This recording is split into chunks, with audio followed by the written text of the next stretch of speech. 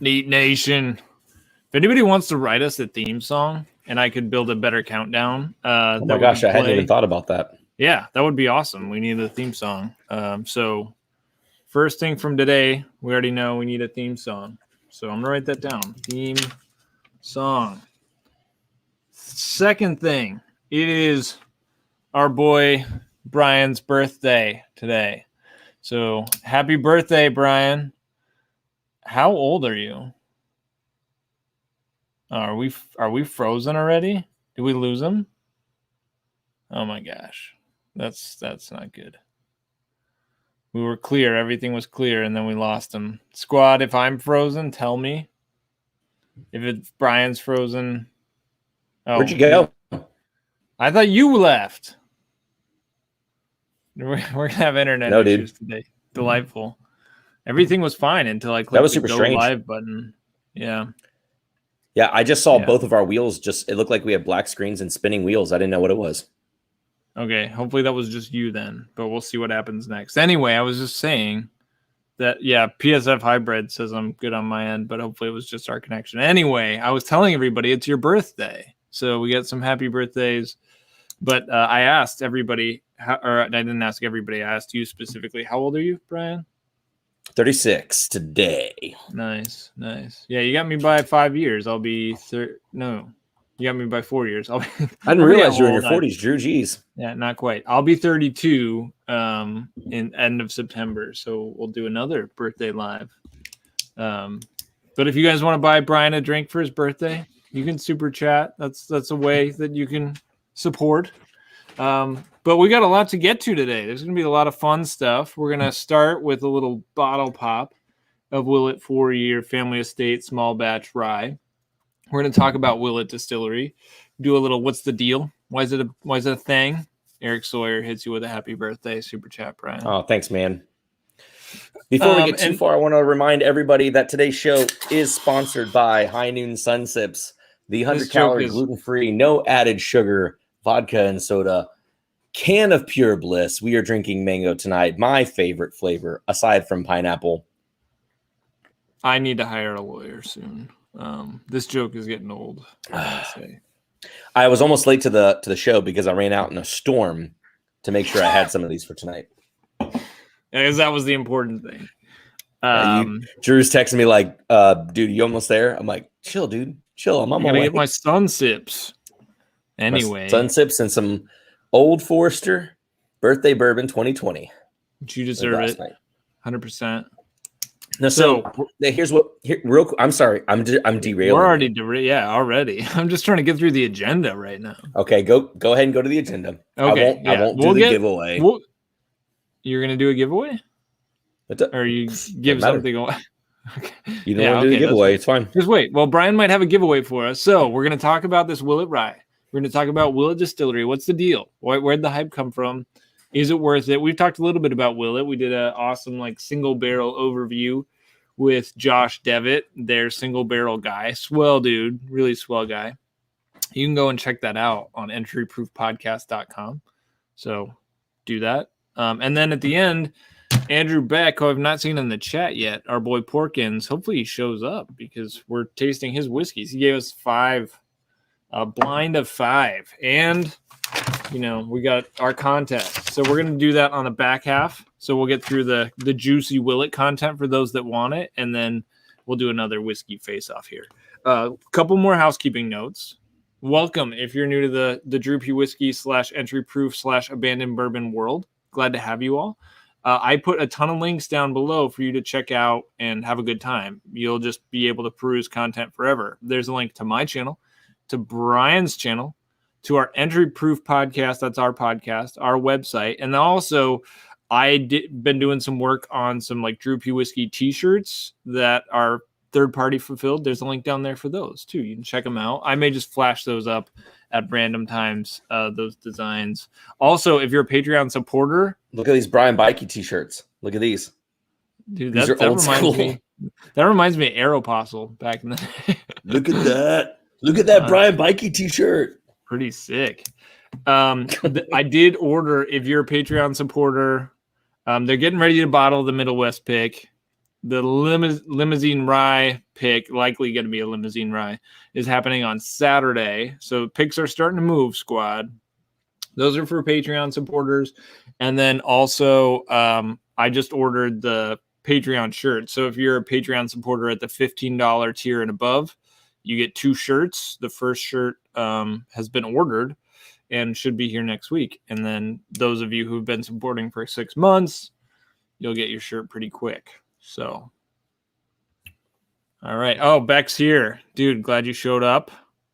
All right. Brian, what were you going to say now? Now, I yield the floor to you, and then we'll get into the Willett stuff. Oh, actually, we got to do our opening bits. We'll try and keep those fast. But so in my not enough time to get stuff ready before we went live, I was going to go downstairs and get one of my high-aged Willits to drink because it is my birthday. And I was going to do an ounce giveaway out of said bottle to one person who does Super Chat tonight. That's it. That's really generous. Yeah, you should do that. And when we talk about high age, I'm going to go grab the highest one. It's depending on what the agenda lineup is. If you're gonna sip on something first, I'll go get it just a little bit. If the flight and face off is going to be basically what ends the evening, then I don't want to drink it after that necessarily. But sure. I won't talk about it yet. I can go get the bottle. Go get the bottle. Let me go get the bottle. You entertain the folks real quick, and I'll be right back. All right. Well, squad. While Brian gets that, let's bottle pop this. So this is semi-attainable. It shows up in Milwaukee fairly often, so I'm able to kind of keep one. This is actually one I got at the distillery, though, because as I was doing the tasting there at the distillery, I had this batch, and I was like, that's pretty good. So it's always interesting to taste at the distillery and then come back and taste later. So I said, I want to taste this at home at some point, and I don't have an open bottle of this right now, so here we go. Willit Family Estate 4-year rye. It's their distillate, 54.4% alcohol, 108.8 proof. This batch actually just landed in Milwaukee, so I could have just bought it here and saved $10, but whatever. It's good to support the distillery. Here we go, bottle pop. Let's go. Not bad, kind of deep, not as poppy as I'd like. Obviously has nothing to do with the way the whiskey tastes. Nicholas says here at Kroger's, are you in Kentucky, Nicholas? Because when I was also down in Kentucky, there's tons of it. So it's a little harder to come by in Wisco. But yes, in other parts of the country, it's a little bit easier to get. I think they make a lot of this stuff. Bottom line is, my historical perspective on this is it's a rye that I enjoy. Very herbaceous, can be very dill forward, very cinnamon. This one was a little deeper, though. Had some more molasses and nutmeg and brown sugar and a little more oak influence, even though the age is still only 4 years. But I really like this batch, and so I was like, you know what? I'm getting that batch. All right, I'm about to sip this, but Brian, you want to do your unveil here? This is exciting. Not only an unveil, but I am going to pour it. This is what I am picking. I have been, guys, busy all day. I've got 3 of my 5 family sick, and I've been home. I've been trying to fill out the work day as well as just tending to folks. So I've not really chilled at all today. This is going to be my birthday pour. I am showing it and sharing it with you all. We're getting into the oldest barrel that I have, 18-year Willit, 1561, 125.2 proof. Okay. Wow. So, and what we're going to do is we'll randomize a super chatter tonight, and I'll get your information. And so we'll do is I'll keep track of numbers. So, for instance, Eric Sawyer dropped a super chat. He's number 1. Anybody who drops a super chat after him will be number 2, and so on and so forth. So at the end of the night, I will use the Google random number generator and put in numbers 1 through whatever, and then I'll hit it 3 times, and the 3rd time will be the time that, somebody gets picked. So I'll run through the rules again. at the end of this. No purchase necessary, except Brian said super chat, so let's keep that on the DL. Do we need to not do that? I thought people have done that in the past. We could do something different. Yeah, people do it. It's a little bit. I'm breaking the rules. I didn't mean to. There is a business law problem with that. Yeah, so I tried to tell other channels to not to. So probably shouldn't do it super chat. Maybe we can't. Maybe we can't do it then. Well, we have to do it. You already promised, and people can just be nice and super. So you can just super chat for your birthday. Like, we'll just encourage people periodically to do that. And then what can we do? You know what? I'll come up with it as we go. Let me think about it. I'm sure we can get it. Yeah, you all brainstorm and let me know. Yeah, we can do a trivia. That's what we did before. We can make it a contest like that. Trivia. Nicholas Faulkner, purple top baby. Or we can have some kind of Instagram poll or something. I don't know. We'll figure it out. Think of the number that I wrote down on the paper, and the first person to type in that number out of 1,000 or whatever gets a draw. Gets a drawing. Gets in. Yes. At the end, we'll do that whenever we do. When we get towards the draw, do something that will allow everyone to get a chance to enter, but there'll be one person selected from that goes into the randomizer with the rest of them. Perfect. Then it's a contest, okay. Not a raffle. Boom. All right. Rock and roll. Let's taste this rye. Nicholas, thank you, dude, for the super chat. You're the man. Cheers, Nick. Yeah, Peter White, that's a gazillion-dollar bottle of Willit. That is correct. The secondary value on that bottle of Willit is probably close to $1 gazillion. Carlos says, do we need to be on the live at the time of the drawing, Eastern Standard? Hey, what we'll do is we'll figure it out by 8:45. So you don't have to be up. Or we can reach out to you afterwards. I mean, we aren't going anywhere. Hopefully you're not going anywhere. We're going to make it we're going to make it a contest. So they're going to have to be on when we're like, okay, here's what we're doing. That's true. This is a dumpster fire already. But a good one. Let's taste this rye, squad. And then, Brian, I'd like to hear your tasting notes on that. That thing looks thick. It looks dark. Yeah, dude. Anyway.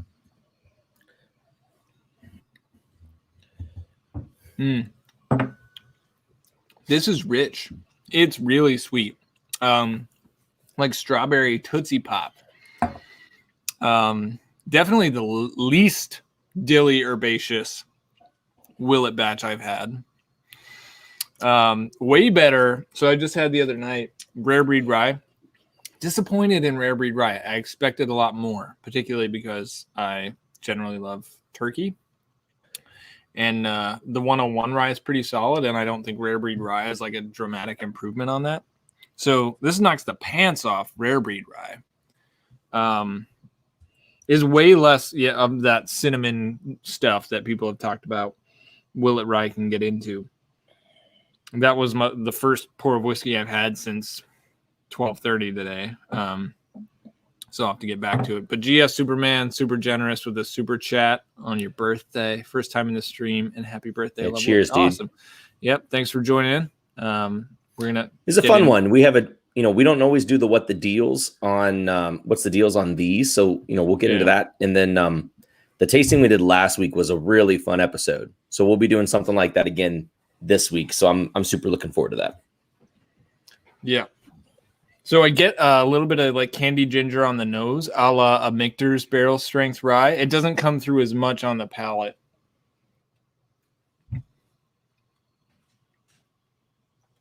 Given that it's only 4 years, I kind of expect a little bit of bitterness.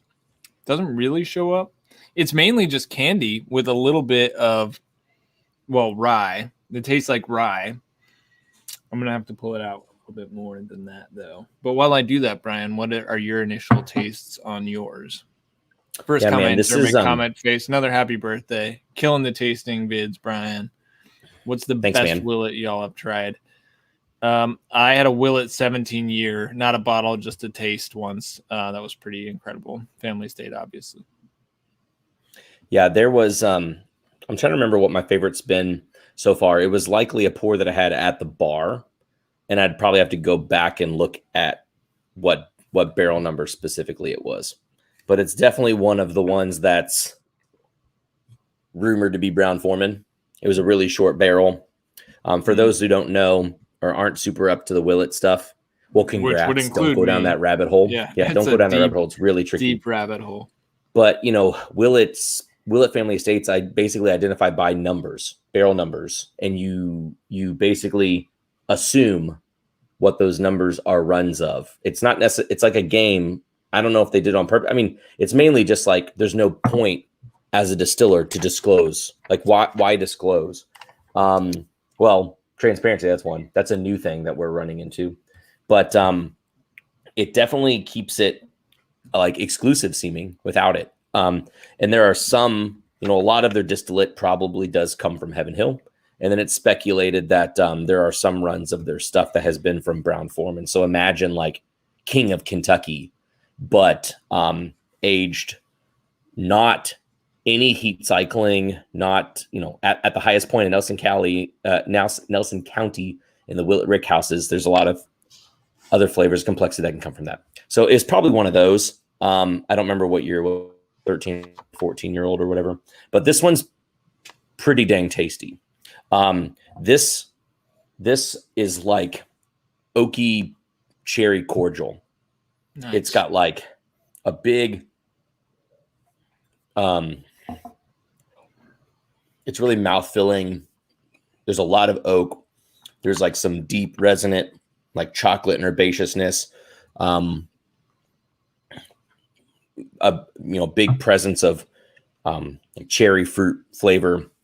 It's a pretty monster pour. And you're right. It is, for as dark as it looks, it is this dark. My lighting in here is pretty natural. So it's pretty dark. All right. That sounds amazing. I've got my list of notes here. This is a great batch of their rye. Really fantastic. Red Delicious Apple.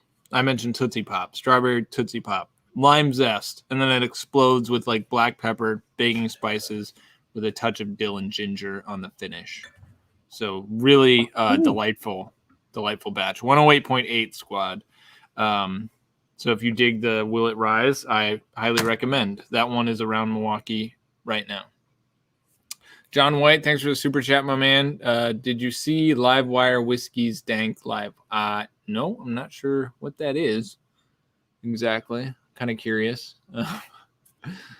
Drew P. Whiskey. Yeah, my nickname growing up. My name is Drew Pond, so my nickname growing up was Drew P. Bada bing, bada boom.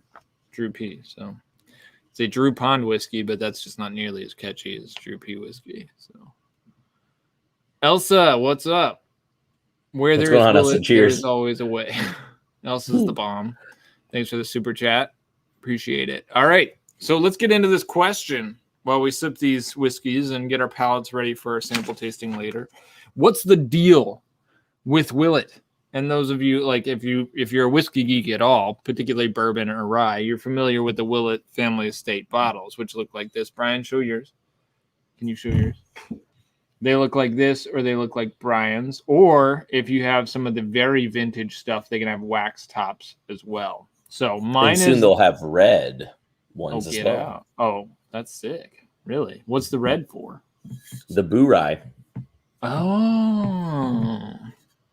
Anyway, let's just go history-wise. I mean, we'll get to the hype eventually, but Brian, how much of the history can you recount from how Willit came into being? It's the accuracy of it is probably pretty fuzzy. Do you have more of it? Do you have more of it canned up, ready to go? Yes, I do. So, I mean, specifically, let's get back into Willit as it exists today, because the Willit brand was in existence for quite some time. Like, the family that owns Willit now isn't the Willit family, obviously. It was actually owned by a guy, Aloysius, I think is how you say his name, the Joker who really got things going in the early 1900s. He became founder and president of Willit Distillery in Bardstown, 1909. So Willit Distillery, yeah, I mean, it's been around for a long time, but ultimately, like, it started to become what we know it today when Evan Colesveen assumed leadership of the operation known as Willett, even though there wasn't distillation at the time, in 1984. So for a long time, 1984 up until the 2000 teens, the operation at Willett was predominantly sourcing and blending. And you could do that because you guys know the 1980s, not exactly prime time for bourbon in Kentucky. Yep. So there's a surplus, and this is like really where we start to get into like what drove some of the hype. There's a surplus of well-aged whiskey stocks in Kentucky from some of the biggest, baddest distilleries in the state. We mentioned Brown-Forman, Heaven Hill, Beam.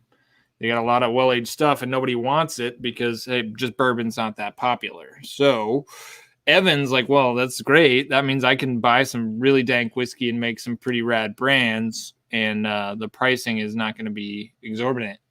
So that's what he did. Now, things really got kind of crazy when we get into the bourbon boom, which we'll talk about just in a second here. First, I want to welcome Perry. Look at these chumps. Look at you, man. Good to see you. Glad to have you. Carlos Rivera. Here's a birthday 4-pack for you. Cheers, Carlos. Thanks. Cheers, Carlos. Yeah. We have 69. Perry Dog, soon. I didn't get a chance to jump over your stream because I had to go out and buy myself a new 4-pack of High Noons. Are you going to do that? Is that Wilderness tomorrow? Are you in person for that Wilderness? He's doing a pick, I assume. I assume you're talking about doing a barrel pick. Doing a Wilderness pick. I wanted to get the deets on it. Yeah. All right. So bourbon boom, right? So Evan has been sourcing these killer barrels, storing them now at the Willett distillery joint. And as the bourbon boom takes off, that's when Willett starts to onboard their own distilling operation. They've got the infamous pot still that they're using, which is really like lovely. It's it's placed very nicely. Holy crap. In their distillery there in Bardstown, which isn't like, it's just a very quaint. I mean, the backdrop of our background right now is the Willett distillery, and it's just a super lovely spot. As Brian said, it's the highest point in Nelson County. And so they start distilling as the fandom of their family estate releases starts to go through the roof. And why is that? Well, I don't know exactly what drove the fame of Willit specifically. I mean, to be fair, going back to the early 2010s and late 2000s, I guess not many people were sourcing Kentucky whiskey, and doing these really remarkable single barrels. Can you think of any others, Brian? Like around the time of Willett was doing this kind of single barrel. I was gonna say this is where the accuracy may be wrong. So we know that like Elmer and Blanton's and stuff like that were the first ones doing like single barreling kind of thing. I thought I recalled that Willett was the first one who started doing this in single barrel proof form, or at least was one of them doing these single barrel one-off barrel strength whiskeys. But again, that's what I was not necessarily sure. That's one of the things I wasn't necessarily sure of the validity.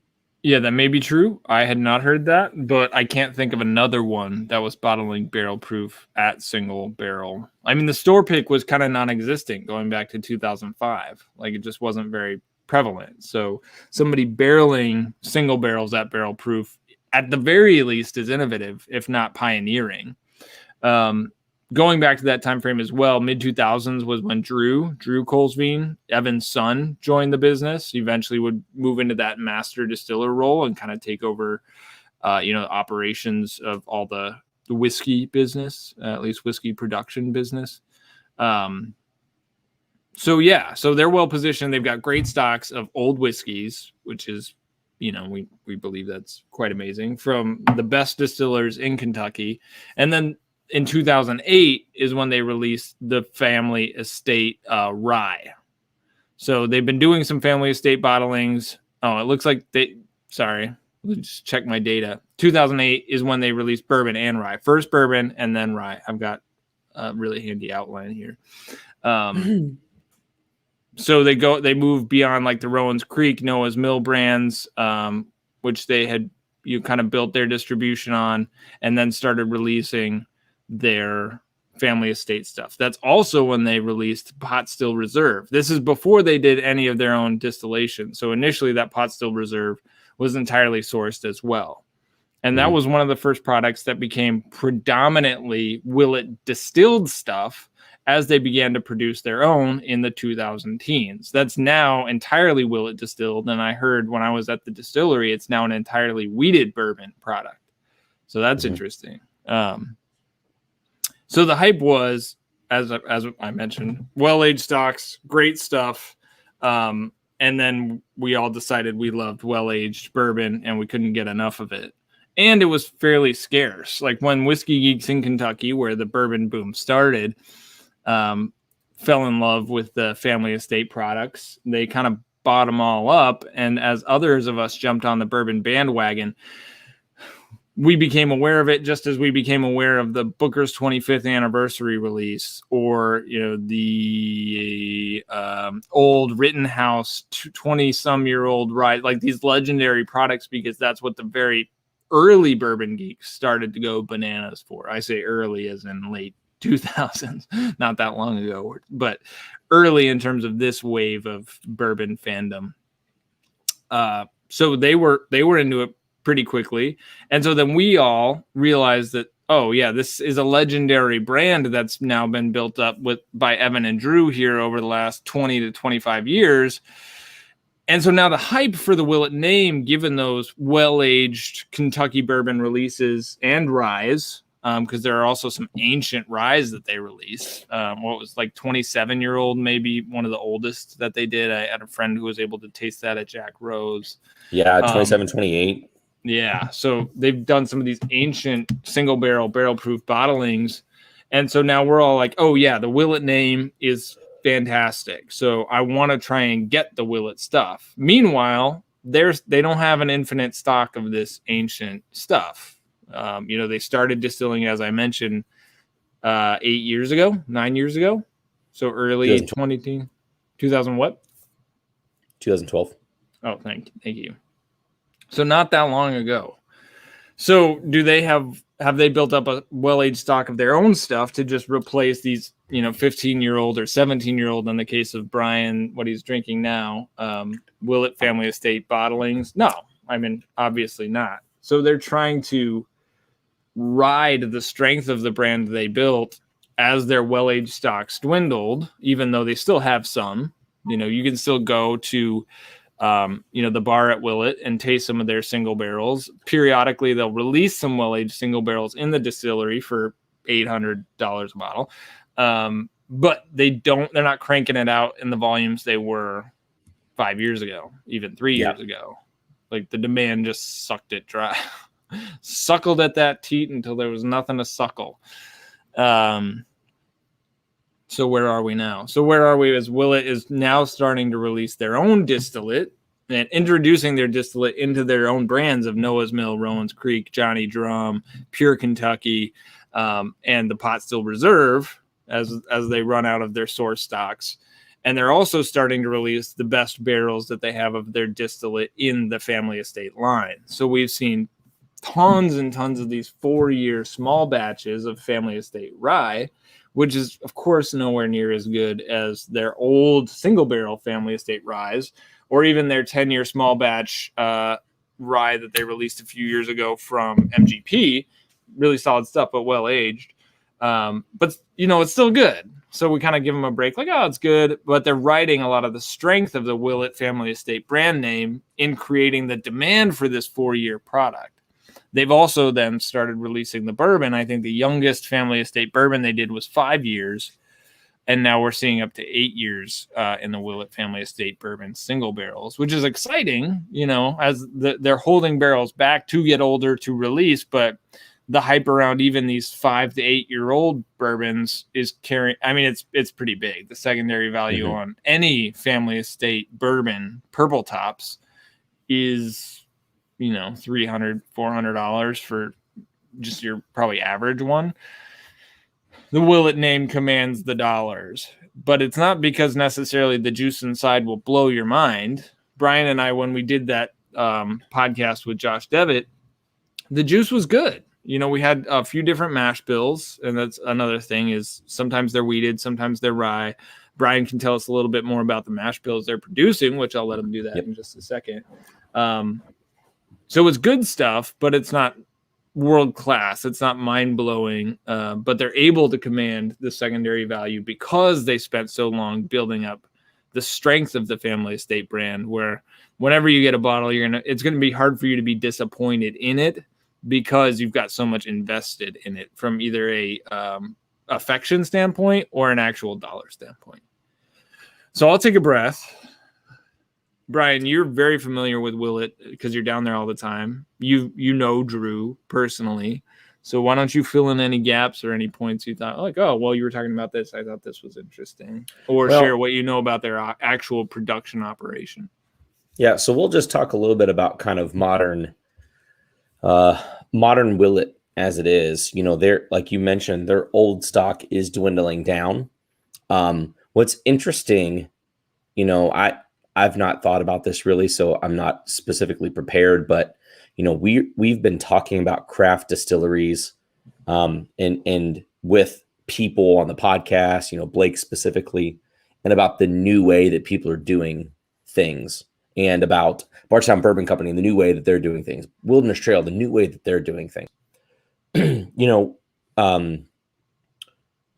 Willett is still on the craft bourbon trail or whatever it is. It's not the actual bourbon trail. It's on the other one, so for as clouty as Willett can seem, they might still be seen as, I don't know if they'd be seen as craft or not, because some of the products they produce seem so big with pot still, with Noah's Mill, stuff like that. In terms of, I don't necessarily travel all that much to see where the markets are, but it seems like it's in a lot of places. That said, their own distillate comes in 6 different recipes, which for the bourbons, their original, or as some people might call it, the OG recipe, has a barrel entry of 125 proof, and that has 72% corn. It has 13% rye and 15% malted barley. The high corn recipe that they do is now a lower entry. It's at 103 entry, but they also have had some that they did at a higher entry proof. That's 79% corn and 7%. I might have these backwards in terms of the barley. I'm sorry. You're fine. It's 79, 7, 14. So I think that's actually right. I think that's 79 corn, 7 rye, 14% barley. And then they have a wheated bourbon as well. That's 65% corn, 20% wheat, 15% barley. And they have they have a high rye bourbon that's 52% corn, 38% rye, 10% barley. Then they have 2 rye recipes, a high rye and a low rye. The high rye is 11% corn, 74 rye, 15 barley. The low rye is 34% corn, 51%. So it's a barely legal a rye and 15% barley.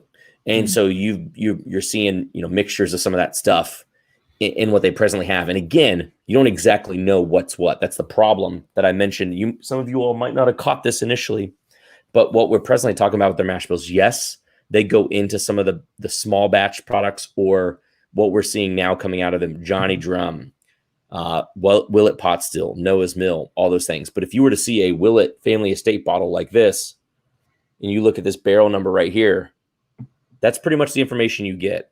Do you know if it's a wheated or an OG or a high rye? Nope. Not unless the store that picked it tells you, or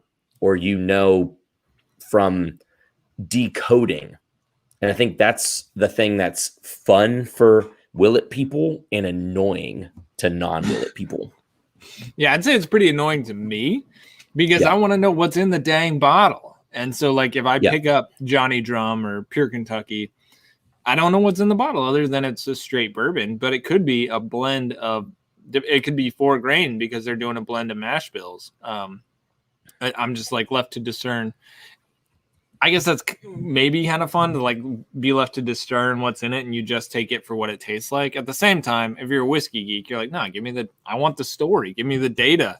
Tell me how and why you produce this. And Willett plays it, I mean, more than most, they play it close to the chest. Like, it feels like they're just really secretive.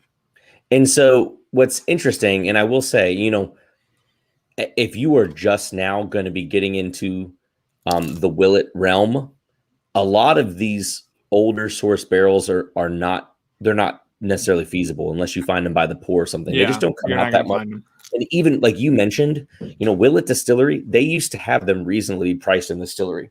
But because of secondary market, they know that people are willing to pay up to a price. So I think it was as early as last year, maybe 2 years ago, Willett started to price their bottles that way. And some people could knock them for it, but they still sold out. Yeah. They just got the big cut out of it instead of allowing people on the secondary to make a cut. Just kind of the right way to do it. It's the right way to do it in the current bubble, but it sucks for those who would like to get a chance to taste some. Now, one thing you haven't mentioned, and maybe this is jumping too far, like towards the end of the conversation, but the thing that I've always appreciated about Willett is that, they've had some 25-year 100 proof ryes. So I would assume they've gotten Bernheim stuff. They've gotten, we know MGP. Then they've got stuff probably presumed from Brown-Forman. They've gotten stuff presumed from Heaven Hill. And there is even some chatter about some off barrels being maybe a tiny run being from Four Roses. Maybe a particular barrel being a wheated Buffalo Trace profile.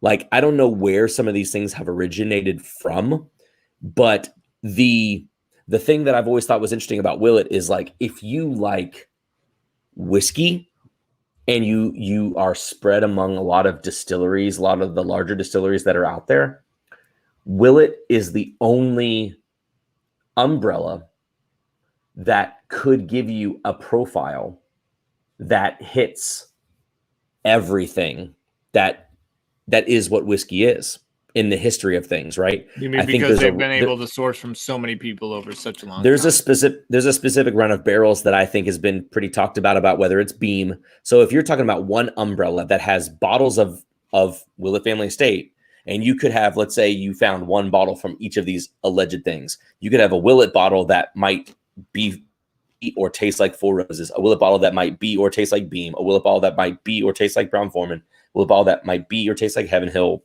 a Willett bottle that might be or taste like William LaRue Weller, or one that might taste like their stuff, or one that might taste like old Bernheim profile and something that's some delicious, 9-year-old MGP rye. Like, all those things all under the umbrella. So, like, it's Old Forester. What does it have under there? A lot of good things, but it's all going to be the Brown-Forman umbrella and below. Maybe Michter's is the only other one that could be like somewhat similar, but I still don't think it's going to be until you get into like Old Carter or Kentucky Owl. But they're still pretty. They don't have the access that Willett had, back in the day when there was this glut of well-aged whiskey. So, and the like, problem is all of this is sourcing now. True, yeah. It's not like Drew's going to come on and be like, "You're absolutely right, Brian. You broke the code. Now it's time that I reveal it." Like, that's never going to happen. It's always going to be speculative. Yeah, we already tried to get him on the pod, and he was like, "No." Yep, he doesn't really go. I don't think has he ever done a pod of anybody? Maybe. I don't recall anybody being like, yeah, and we had Drew on the pod. He did I think it was like Legend Series thing that was on Bourbon Pursuit, where it was like more of an interview at an event, but not an actual like podcast episode. I think because he knows everybody's just going to ask him to reveal all this information that he probably legally can't about where the family got all these barrels. And he's like, I just don't want to talk about that. Yeah. I know you whiskey geeks care about it a lot, but I don't really want to subject myself to that. That dude carries himself like a boss though. He's always wearing like dank sports jackets and he's smoking a cigar. Andrew Beck asking, do I know if Willett was ever contract distilling at any point? I don't actually know. It's likely. I'd say it's likely as they got wider distribution with the Kentucky bourbon distillers brands, like Pure Kentucky and the Pot Still Reserve. It's likely that they had some contracts in place. I don't know that they distilled for others, but it was almost certainly that they had contracts with other distilleries. And I would imagine that was Heaven Hill, because you taste some of their products, i.e. a Johnny Drum, particularly from a few years ago, tastes an awful lot like the Lux Row stuff. Tastes an awful lot like old Ezra 7. So that's my guess based on profile. And Heaven Hill did a decent amount of contract distilling. Probably does less, but also probably still has some existing contracts, because you don't forecast bourbon 5 years in advance. You do it 20 years in advance, 25. So that's right. Real quick, my boy Tom had asked if I went on the Willit tour. Yes, I did. And I will do a video about the Willit tour and the bar at Willit. So we won't get into big detail about that, but I got great footage and lots to share. Big fan, though, spoiler alert, of both of those experiences, the tour and the bar at Willit. That egg salad sandwich, though. Yeah, I mean, we can talk about that. And we talked a little bit about it on this before. But the egg salad sandwich at Willit is legendary. And Brian has helped fuel, I think, to a small extent. But Nation can jump on this bandwagon. And that's giving personality to the egg salad sandwich at Willit, which is different than any egg salad sandwich you've ever had. I've talked to people about this. Oh, go to Willit, get the egg salad sandwich. And they're like, what the heck are you talking about, dude? I'm like, I was like you. I had not seen the light. I had not come to Jesus in this way. But then my good friend Brian shared the gospel of the egg salad sandwich with me. And I was like, yeah, I see now. I was lost, but now I'm found. This is terribly sacrilegious. But it just felt like the probably closest thing. Anyway, bottom line is, Nation, if you guys are ever in Bardstown and the bar at Willit is open, go to the bar at Willit and get an egg salad sandwich and get a bunch of other stuff, small dishes, but you won't be sorry. I guarantee it. It's quantifiably the best egg salad sandwich that's ever existed. It's made with exotic ingredients that will stimulate your taste buds. It is funny though, what you mentioned is true. I did decide to make the Instagram about it, but now it's become so funny that whenever people just come up, I'll even hear it when I'm sitting down eating or whatever. Someone will come to the front desk and they'll end up like inevitably asking something like, what's really popular on the menu, and they'll say, well, we're mostly known for our egg salad sandwich, the egg salad sandwich that's so famous it has its own Instagram account. And I've heard that line so many times. Like, that's just, whenever a waiter comes up to the table, that's now what they've told them to say. Well, our egg salad sandwich is so popular that it has its own Instagram account. And I get tagged quite often. I just linked it. We got 294 followers of the egg salad sandwich at Willit. Only 16 posts. So Brian, you need to get with it a little bit. Yeah. There's a picture from me. It's hard. You got to just get down there. Yep. 2 pictures ago was my picture from when I was there. And there are a decent amount of tagged images. Oh, dude, check this out. It looks like Single Malt Daily tagged you. Single Malt Daily is a huge account. That guy, he seems like a boss. 132,000 followers from that joker. Yeah, it's definitely fun. Yes, and worth buying. But pretty much everything on the menu, squad, you're not going to be sorry. I will share more about what we tasted. GS Superman drops $20 on the super chat. Oh, my goodness. And that's going to buy us a couple egg salad sandwiches next time I'm down. Gosh, because they're so affordable. They're so affordable. Right. It's really reasonably priced, and it's a Mondo sandwich. So, commenter McComment face. Chef is a former apprentice of Sean Brock. I'm sure that means that makes something. sense. Who is Sean Brock? He's from Husk, and I forget what else. Nashville, South Carolina. Nice.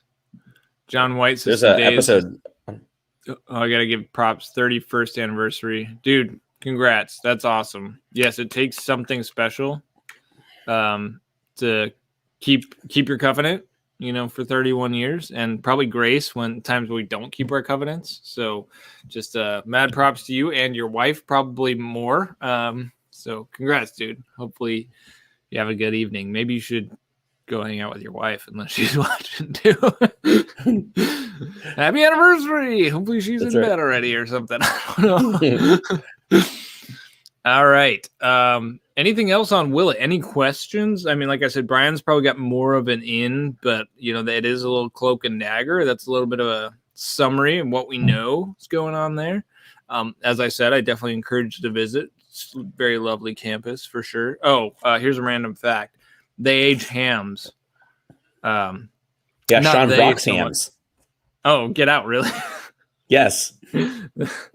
So in their rick houses, which is pretty cool. I mean, like, how you wonder how much my back is hurting right now. I got like a spasm. But who knows how much angels share those things suck up when they're hanging out there. And I don't understand the science of hams exactly either. I know the curing makes them shelf stable, even though they literally hang in a hot Kentucky warehouse for a long time. But I mean, I guess I want some of that ham. Where is Husk? Is that in Louisville? That's in Nashville, and there's one in South Carolina. Got it. Okay. Well, I've never been to Nashville, but maybe I'll have to go just so I can have a Willit ham. Hey, you're not missing out. I'm not missing out by not going to Nashville. I understand it's very much like it's a one big tourist trap. I'm not a country music guy either. I'm not like I'd say I hated it more when I was younger. I think I get the appeal of it now. Like the older I get, the more set in my ways I get. But, You probably still go to Cracker Barrel, don't you? Or Red Robin? No. Where are we going to go tonight? We're going to go to Cracker Barrel. We're going to go to Red Robin. I very much could use a burger. Sure could use a burger, but I don't know. Chicken and dumplings kind of tickles my pickle tonight. I will probably 9 times out of 10 eat at a nice local joint because my wife and I don't get to go out very often, and I definitely you don't need to call Chili's a nice local joint, okay? Just call it what it is. I think anybody who watches my channel, who's listened to me talk, would be surprised to find me at Chili's. Not to hate on everyday food. But again, I don't go out often, so if I'm going to go out, I'm going to eat a dang meal, a legitimate meal. Andrew Beck says, I'll just let you guys read this. Nashville is taking the worst parts of Vegas and combining it with the worst parts of Portland. So that's just, I don't even I couldn't validate whether or not that was true, but it's funny.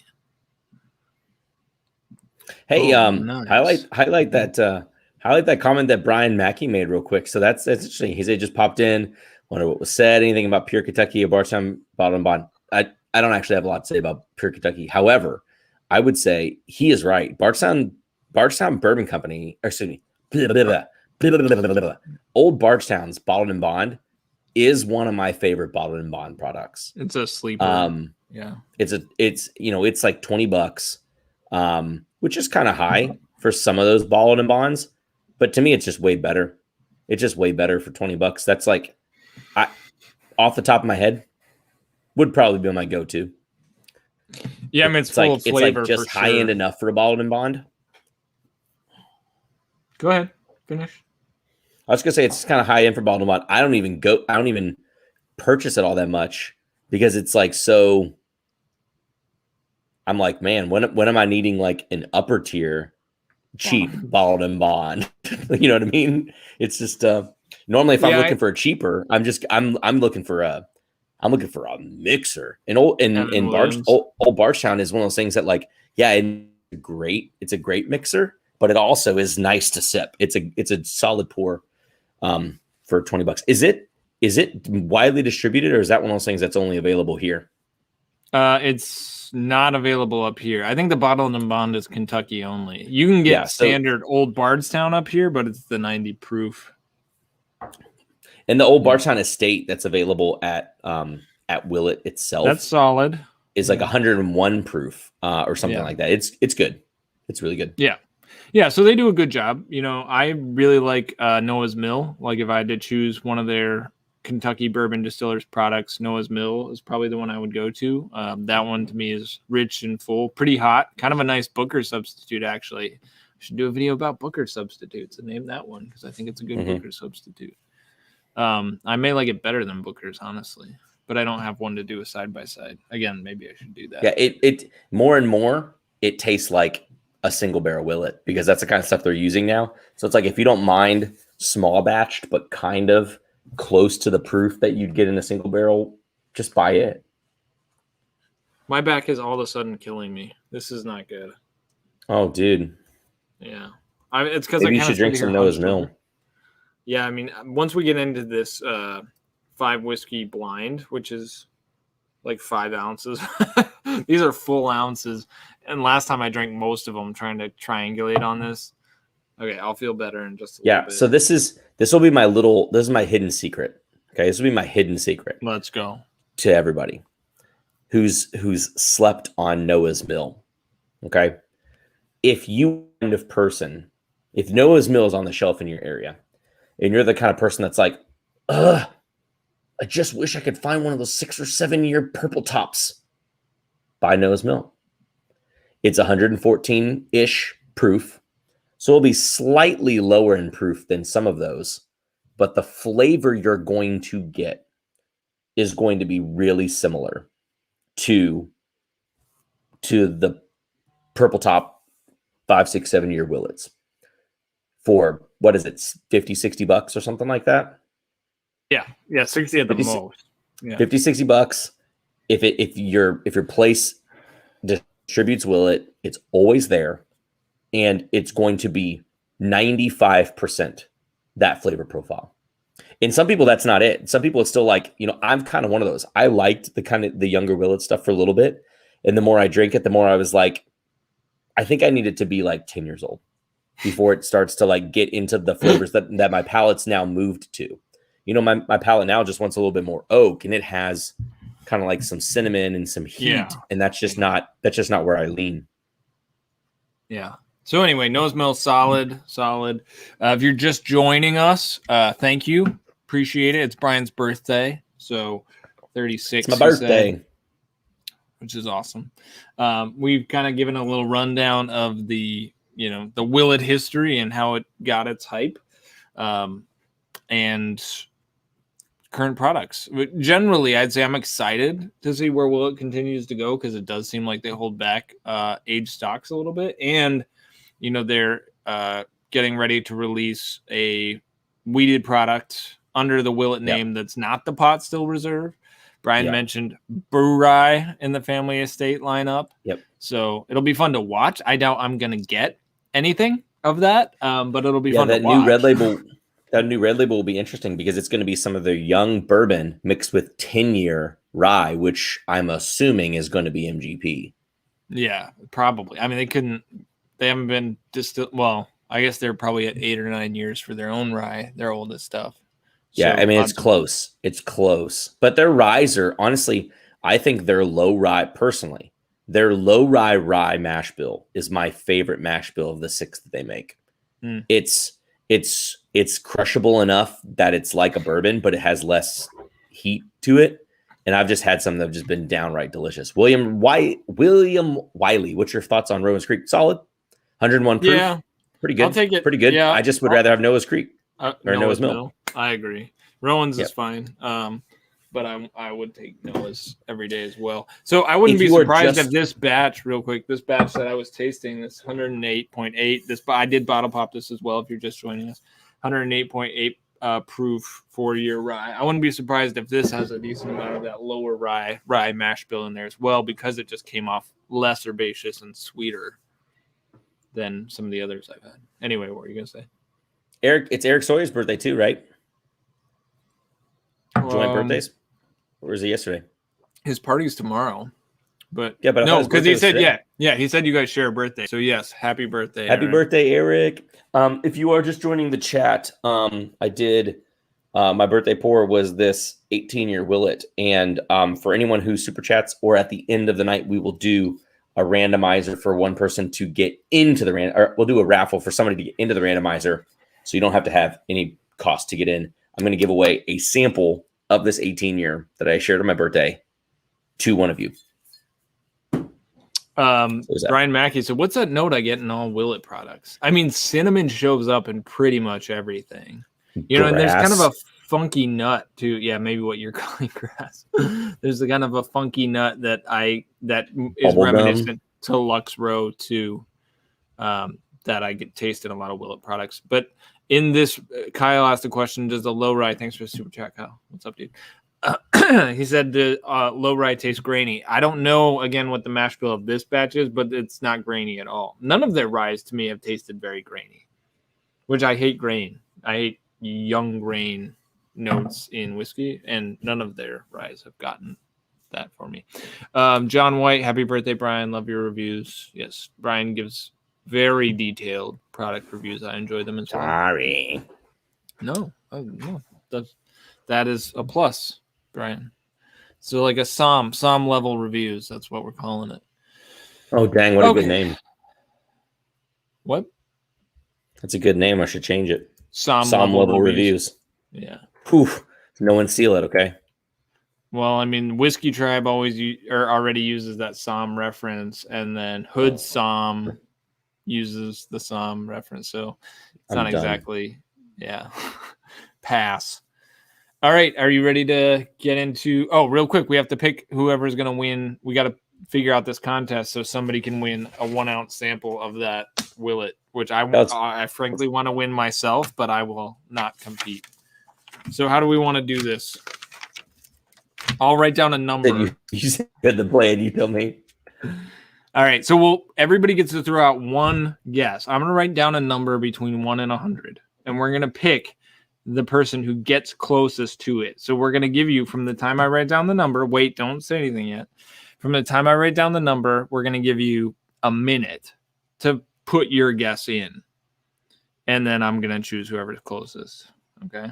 So I'm going to write down a number now, 1 on this piece of paper. So when I hold up this piece of paper, you'll be able to see one number. It's going to be between 1 and 100. I've written it down. Now go, hit us with your guesses. You get one guess, so don't throw multiples.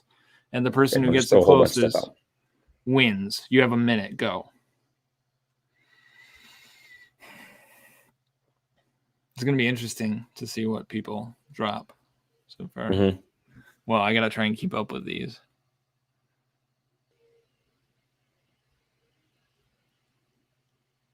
See how many people are paying attention. You're gonna have to, if you win, you're gonna have to slide into Brian's DMs on Instagram at Abandoned Bourbon.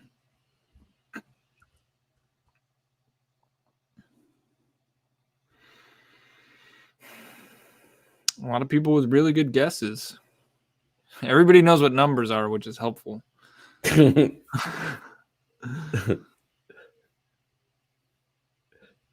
Yeah, I'm just like waiting, see if anybody gets it on the. What I will say is nobody's gotten it on the number yet, or I just shouted out, "Oh, this person wins." We got like 20 seconds left. If you're gonna put in a guess, you got to do it now.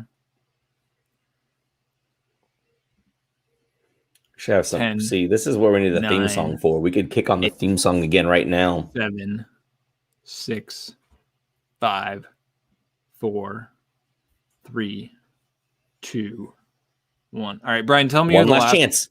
One last chance. Okay. Brian, tell me who the last person to enter was, because my feed is a little bit delayed. Just tell me. Looks like M. Evans. Nope. We got one more in there. Lord Jules. Jules. We'll sneak that one in there. Okay. So M. Evans, I'm so glad you put 69. I was waiting to see if somebody did that, but you are not the winner. So the number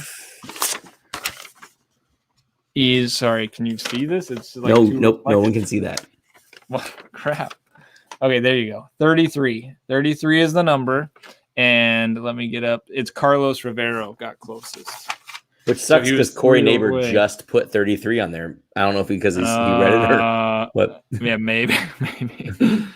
Sorry, Corey. I think you missed the window. But Carlos Rivero with the 36, and he takes the 1 ounce. So Carlos, send Brian a DM on Instagram at Abandoned Bourbon, and he will put it in the mail. Now, real quick, was he going into a randomizer with the people who super chatted, or that is what we're doing for the 1 ounce? That was the 1 ounce. Yeah, because if you have to buy in, you can't, like, that's not it. Like, because if you have to buy in, we can't do that. Yeah, it was right. I thought the winner of that was going to go into the randomizer with the super chatters. That's what I thought. So they still had a way of no purchase necessary, but the purchasers still do. It's the same people. It's just like getting the cups, the McDonald's cups for the Monopoly. But everybody else guessed. It was a fair game. Everybody threw in a guess. Whatever you say, dude. So, I'm sorry if anybody's. I'm just trying to clarify. I apologize. Just trying to keep it ethical. So, but thank you guys for watching. Now we will continue to talk bourbon. We appreciate everybody. Now we're getting to like some juicy stuff. Literally, and some very geeky. So again, we're transitioning now. Andrew Beck, aka Porkins, sent us a 5 blind sample. Andrew's also sent me craft whiskey. So Andrew, thank you, dude, for supporting the channel in the ways that you do. You're also a Patreon supporter. So everybody, if we can clap for Andrew, he's a hero, as is Eric Sawyer, who sent us our blind last week. So yeah, big heroes, big friends of the pod. Eric's actually coming on the pick on Saturday, as is Maddie Pletz. So unfortunately, because of the sickness in Brian's household, he will not, but I will take sample bottles so I can send Brian the top whiskeys. So it's still you got some buffering against my palate, but I'll also, I need to take 1 sample of each. So you and I we'll go on Patreon and finalize the pick together. Actually, that's what we'll do. Because I want to taste with them. Are you able to say like, hey, like, can we tentatively pause the results until Brian gets a taste? Yeah, well, we'll try and do it the next day. I'm sure they'll be fine. They're cool dudes, so I don't think it'll be what I would love, if you're able to get samples of all of them, I'd love to do it and just see where I come up with versus what you had, and we could do that for Patreon exclusive content anyway. I would, what I'll do is try and get a decent array. If something's like, this is not it, like, I understand your palate enough where I can be like, this is not it. Otherwise there may be, like, if it's Starlight level, then it's going to be crazy. Like, we just can't do all that. So we'll see. Yep. I will take as many. I'm stoked for it. Okay. Yeah. Remind me about your golf balls tomorrow. What about them? Oof. I don't Let's not get onto the. Come on, guys. It's my birthday. We're doing so good. Swing Nation. All right. So Andrew sent us a breakdown. We're supposed to guess these whiskeys. Is the proof over 100? Under or over 100? Is it under or over 5 years? Or wheat or rye? And it varies from whiskey to whiskey. So let's get into the first one. Let's go. Got a palate cleanse here. I got some pretzels. I got some high noon. Nice. Oh, Eric says you got Vice custom balls. That's what I'm talking about, dude. Sweet. I love Vice. All right, sample 1. Now, for anyone who didn't remember, last week, Drew did destroy me. Now, let us also remind ourselves, though, neither of us performed very well. I got one Knob Creek. I got one perfect. I got one mostly right, and then Drew got one completely right, and then we sucked on the others. So it was a good fight, but I definitely came out losing in that battle. Yeah, it was fun. It looks like Kyle's got some Obtainium light whiskey. Nice. All right. Number one is it, here are the questions we got to answer. Is it under or over 100 proof? Under or over 12 years? Is the small grain wheat or rye? Meaning I'm assuming this is bourbon. Guess the distillery and guess the bottle. So here we go. Number one. Sweet. Oh my goodness. The nose is familiar, but I can't place it right away. I'm not. See, this is what sucks. I can't smell my skin because I haven't been at the coffee shop. Yeah, Tyler, go ahead and pour something high proof, man. Get after it.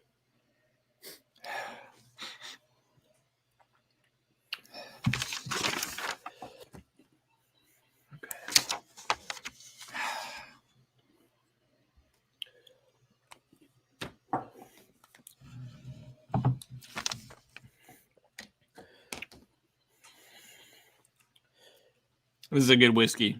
Just spoiler alert. We try not to talk too much about it. But it's a good whiskey. Okay. We'll talk about it after we get all this done. Like, this is a time-consuming process, so bear with us. I'm starting to triangulate. There's a couple of paths I can go. But there's one I think I'm leaning toward.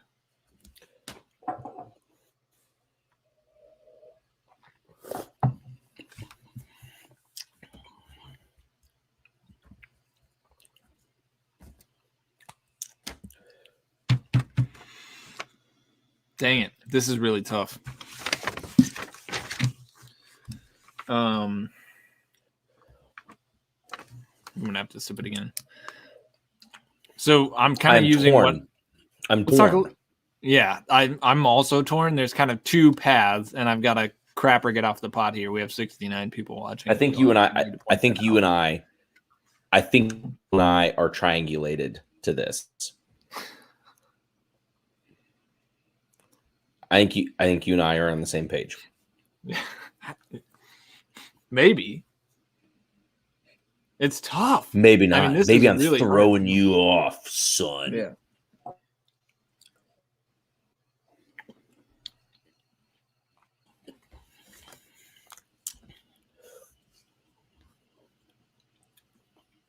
Yeah, this is really hard. Shoot. Now I'm totally second guessing myself. This is why I'm going to drink 5 ounces tonight.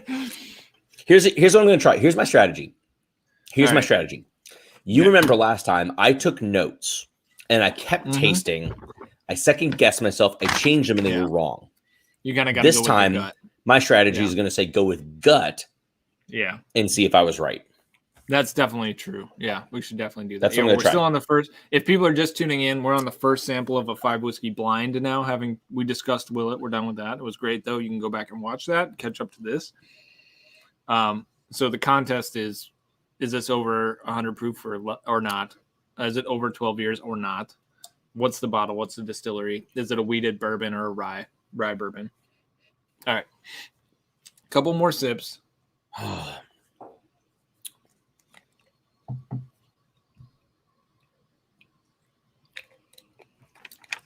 Okay.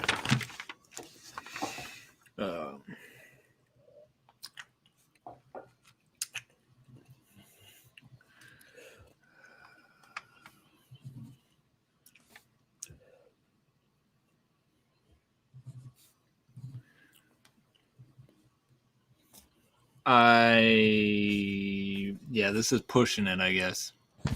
But I'm going for it. I'm gonna go hard on this one. And if I may go down in a blaze of glory. Okay.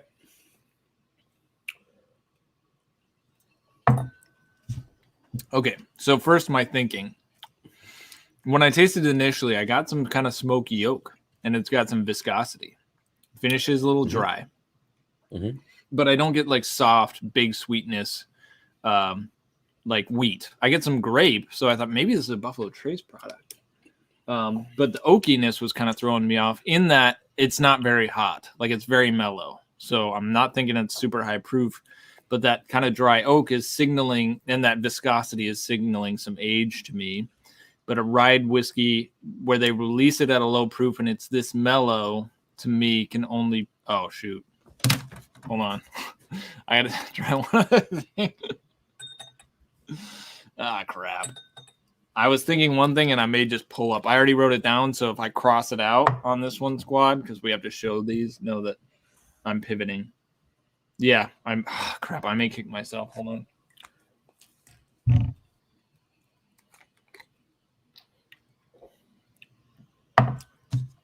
Shoot.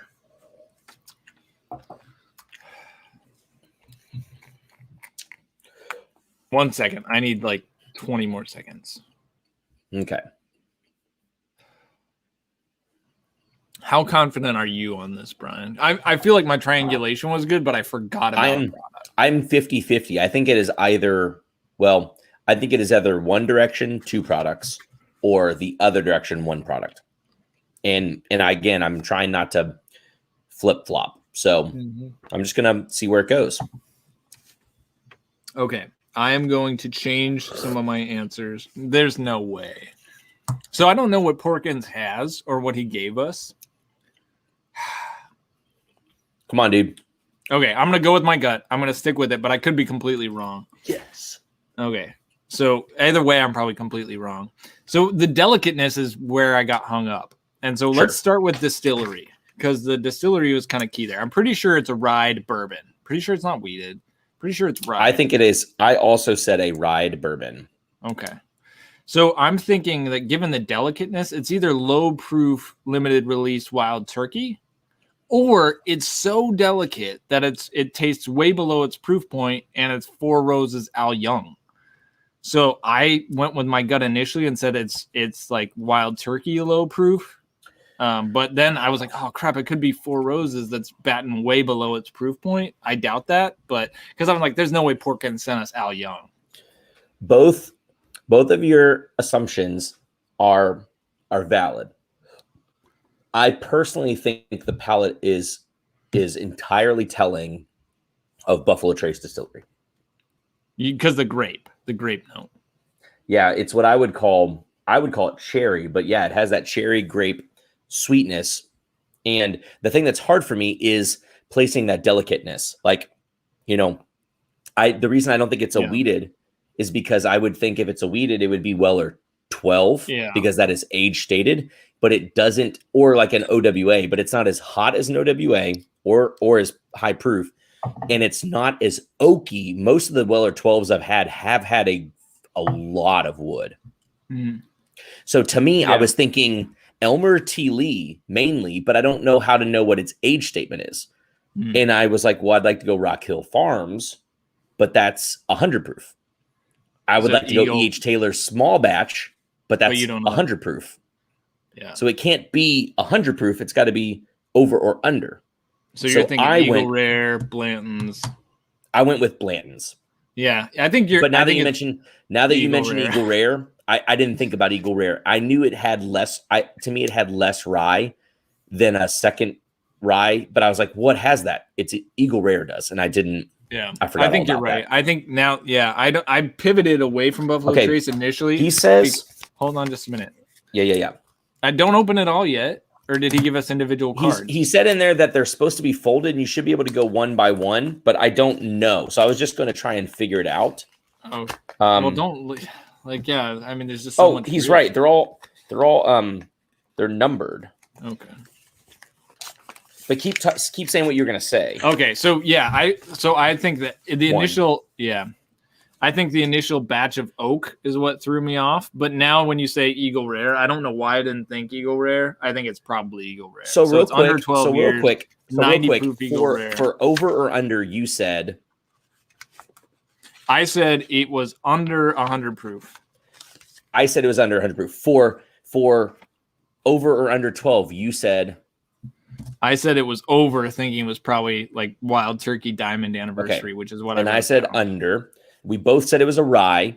We had different distilleries, and so thus we had different bottles. So the answer to this is opening together. Eagle Rare. Dang it.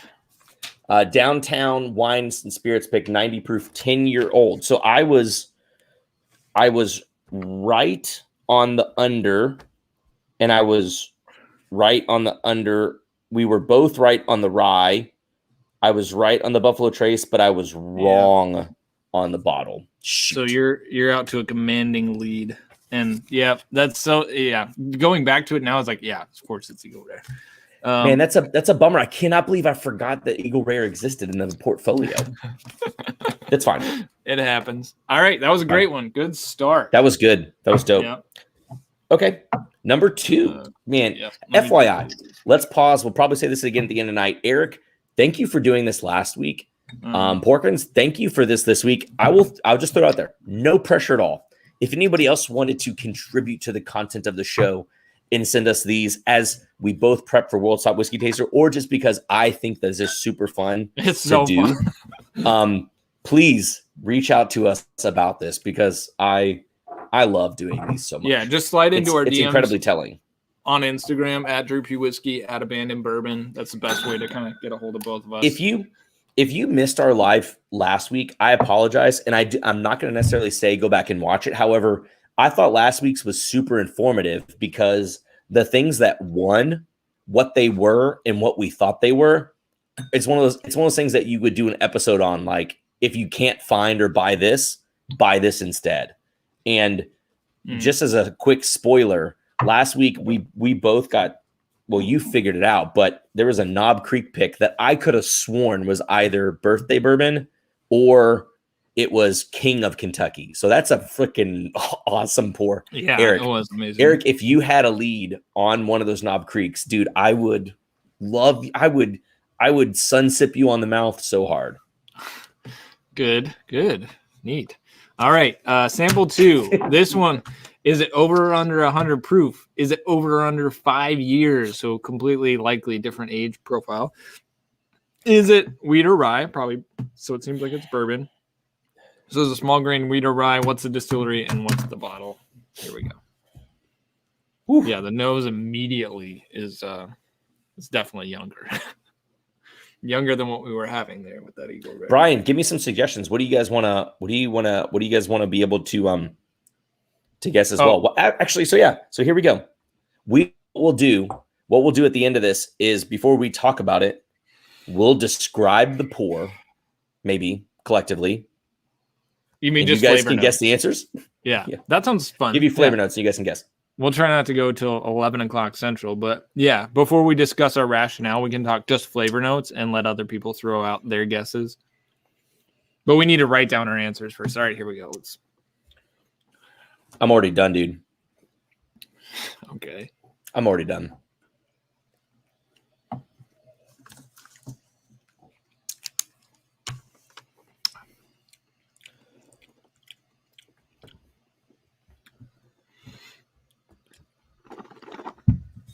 You're just this. You don't drink craft whiskey though. How are you like this? Trying, like you're just in. I'm just ready to go. I'm going with my gut. I told you. I'm going with my gut. Dang it! I'm having a problem with proof tonight. I actually do have a problem with this one anyway. It's a problem I have. You need to eat some more pretzels. Dang it. Okay.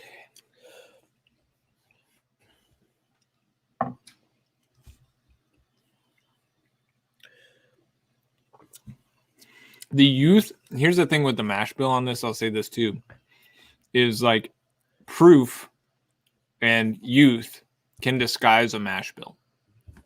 I've learned that from my craft whiskey journey here.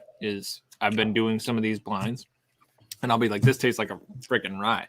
And then it's like, actually, it's rum finished bourbon. I'm like, get out of here. Like, what are you talking about? Yeah. But it's just like that youthfulness just adds so much on your tongue. That's hard to just filter through that. So granted, this is not terrible. But that Eagle Rare pick was really nice. So it's a bit of an adjustment. Okay. Let's go.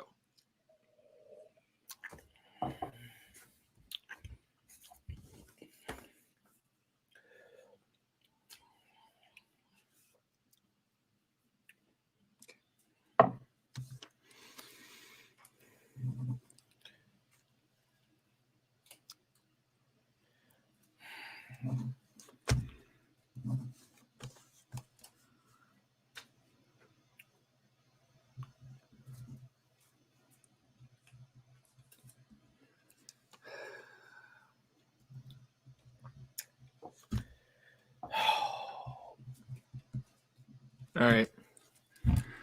So let's talk tasting notes here, and then let people give their guesses.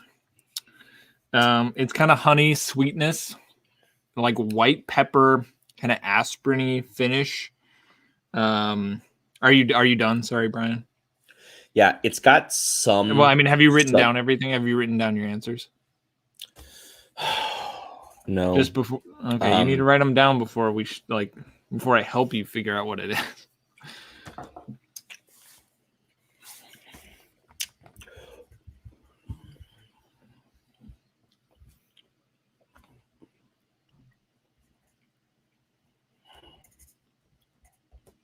Okay. All right. So I was throwing out a few notes. What else are you tasting? Yeah, it's got like some underlying dark fruit. It's not super pronounced, but it's there.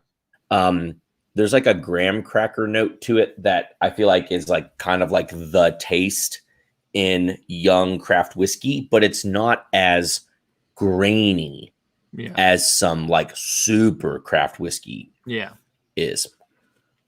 Yeah, so it's like it tastes young but not crazy young, and it's got some nice sweetness. There's like a touch floral thing to it, like which is interesting, but it's I went into it saying like it's this, but it didn't have a bottle to go to it, so I'm still sticking with it, but like there's no bottle, so I know I know it can't be that.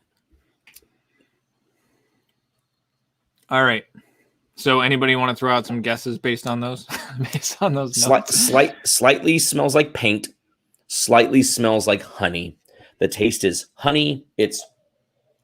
I would second the paint. There's like a chemically on the nose. It smells almost younger than I think it actually is. Yeah. Brian Mackey says 4-year MGP. Okay. Interesting. Anybody else? Which is a good call because like usually with MGP stuff, I usually would say chocolate malt is a note that I use a lot. And this has a chocolate malt type note, but I don't know that it has the MGP profile. It's not as usually a 4-year MGP. I'd be like, man, it's hot as F. Mike, thanks for that ping, dude. Discount Milwaukee released their 4 Roses pick. I'll have to swing by there tomorrow. I did not know. What's the stats on that? Plus, hook me up. Commenter says it's Hirsch Horizon. That would be really out of left field. Which my Wild Turkey Diamond Anniversary pick was probably out of left field too. Like, what are people sending us? All right. So let's go. Well, let me ask you this question too, though. Do you like it? It's fine. It's not something I would reach for often. It's for a craft whiskey. It's good for craft, that kind of shtick. Yep. I do think so. Here's my thinking on this profile. I don't think it's MGP necessarily because young MGP tends to deliver much more pronounced rye notes that I was not pulling. OBSV 9-year 5 months. If anybody in Milwaukee is able to swing by and get me one, because I actually have a meeting at 8:30 tomorrow and then another meeting right after that. I would love you forever. I'd like you for always, and so on and so forth. That would be amazing. Anyway, so yeah, I'm thinking it's wheated. I'll start there, given the profile. I thought it was too soft, like the heat. I initially thought rye, but I think that was a result of the heat, both from its youth and its proof. So I thought it was over 100 proof, and it was wheated. I initially thought it was over. I ended up going with under and under 5 and rye. Get out. So I said over 5 because of the product I think it is, which I think I might have thrown this product out last week. So I'm just going to ride this product another week. I thought it was Wilderness Trail wheated, and I thought it was a single barrel. Wilderness Trail. Yeah, I initially thought it was I initially thought the profile was like, dude, that's New Riff. And then it didn't taste as hot as some New Riffs. And so I still said under 100 proof, but still put New Riff because I was like, maybe there's something I don't know about. New Riff doesn't make but I have no bottle. Product. New Riff doesn't make a product that's under 100 proof. I know, but I'd rather get 2 points if I'm right than get 1 point if I'm right. True. So I'm kind of playing the score here. Got it. Okay, so we're looking for number 2 here. Let's figure it out.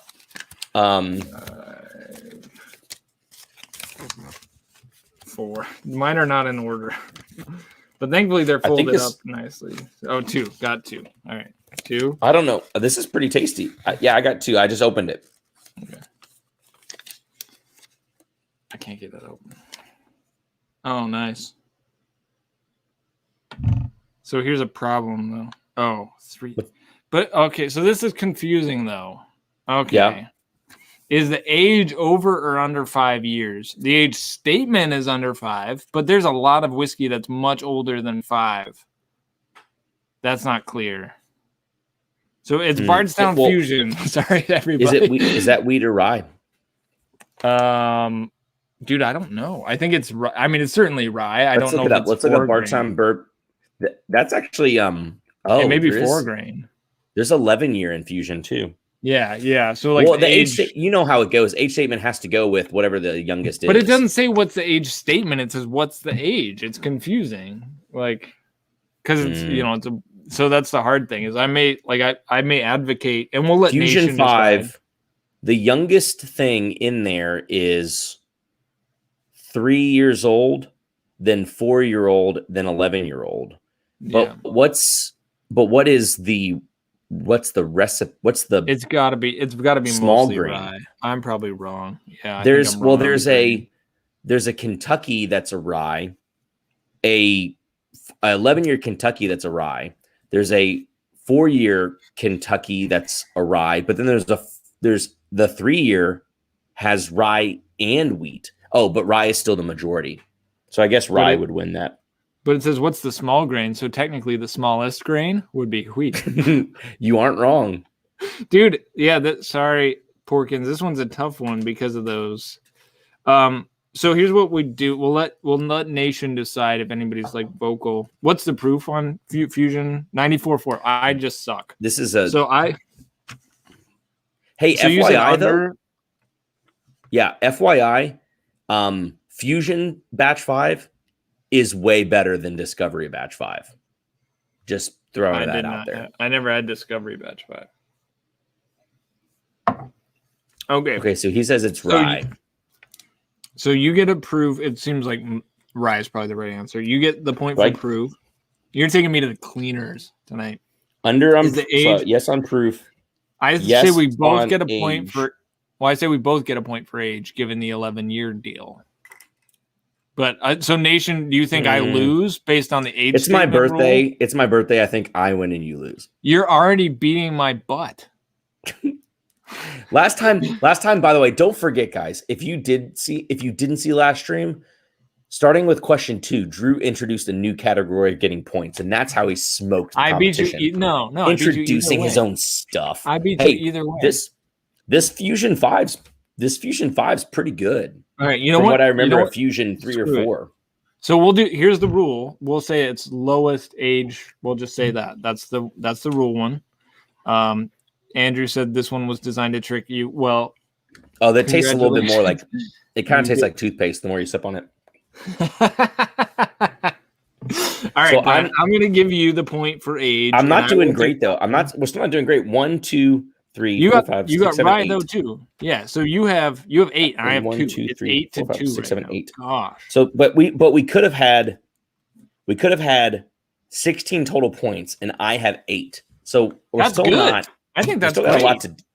But didn't Matt when Matt did his thing? Didn't Matt Porter ace it? Matt Porter aced it. We have so much more to go to get to Matt Porter. I doubt that's true. Well, but he did also admit on his stream that he just watched everything else and just basically said the answers of what was in other competitions. So, I mean, he's just the smartest one of the bunch. Yeah. Well, I think that's what he said on our podcast. That's what he said on the podcast. He's like, it's not that I'm like the best taster. I'm just the most aware taster. Okay. Right. Let's move to number 3. Number 3. This is a good time to remind everyone that this podcast is sponsored by High Noon Sun Sips. Not really. 100-calorie, gluten-free, no added sugar drink of my dreams. Okay. All right. So this one is under over 100 proof, under over 12 years, small grain wheat or rye, distillery and bottle. Let's go. Let's go. I like these under over 12 years. That's fun. Yeah, like give me that under over 12 years, my dog. Gosh, this is gonna kill me. Why is that? I've got too much water in this now. This is crazy hard. Like, if you guys haven't done a blind, like, hey, figure out what this whiskey is. Here you go. It's insane. I got a text from our friend Kyle who's in here, and he asked if Discovery Batch 5 tastes like Dickel. Yes. There's no hiding the percentage of 17-year-old Dickel that's in there. It tastes like Dickel. I'm sorry, it ruins it. It doesn't taste good. But this is also coming from a guy who doesn't like the George Dickel 15-year either. Drew was like, get it, it's a banger. I got it, and it is a hanger. It is not great. I think it depends on what profile you like. You like candied orange. I do want to say, I also am quite proud of myself that I'm even here, able to sense and taste these, and put out 2 videos this week while 3 members of my family have COVID. So, like, I'm giving hats off to your family, not you, but yeah, kudos to them being alive. I mean, for real. Yeah, the nose on this is delightful. Just FYI, killer. Stop! Don't talk about it yet. I'm just saying it smells good. Stop! You're putting it in my ears. Stop. Well, just one, because I only got one earbud in tonight.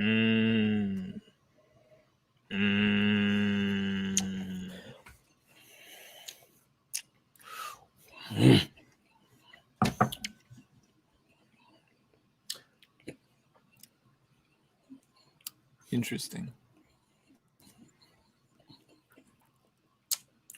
It's interesting. There are directions. Don't like that. You don't like the directions, or you don't like the profile? Stop talking to me, Drew. I'm trying to figure it out. Okay.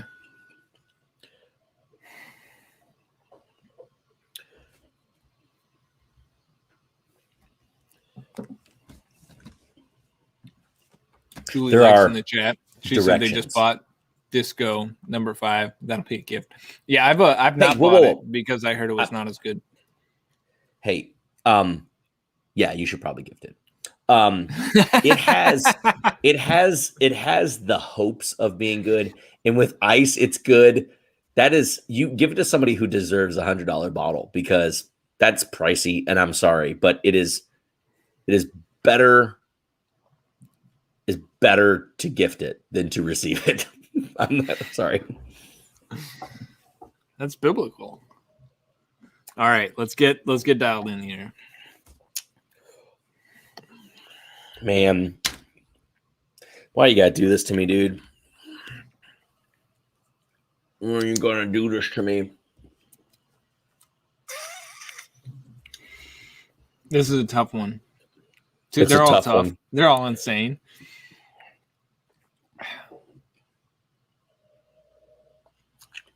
Ah, crap. Yeah, I mean, it's these kind of questions that make Drew beat me. Well, because he somehow has some stupid luck, and I try to make some smart guess, and we played this game one time, and so I beat you once because I crushed the guess. But the profile on this one makes me think like 4 different directions, and that's the hard thing. It's like, it's this, and then like, whoa, what about that? It's like, just focus on each component, like that, and that's the hard thing. How much time do they have in World Top Whiskey Taster? Because we lollygag a lot. Well, yeah.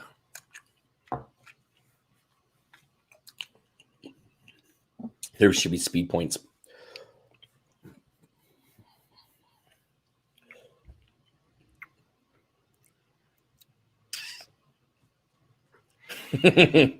Your Huckleberry wins comment of the night.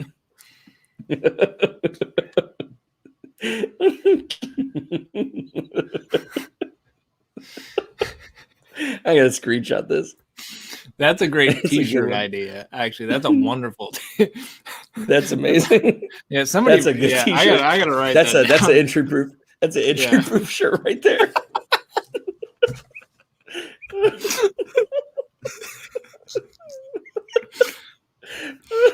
Oh my god, I'm dying. This is definitely not to distract me from not being able to figure it out. I also can't figure it out. It's just genuine. Yeah. I mean, I could go with my gut. And I would be like, boom, got it. Yeah, that's probably the way we. But I think that's going to be stupid. I think it's going to be stupid. I'm going to do it. Go with your gut. I'm going to probably land on my gut as well.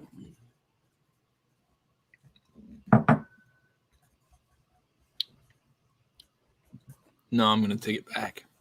Judas Priest. Yeah, I should take it back. So I got to say, this is good. This is really good, but I'm having a problem with proof now. So this is the fourth whiskey of the night. The third sample we're trying to dial in, and my tongue is accustomed to whiskey. So proof is, I think, harder to perceive at this point in the evening.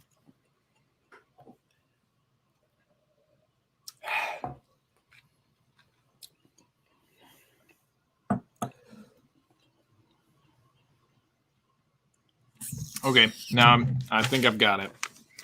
So I'm going to change this answer.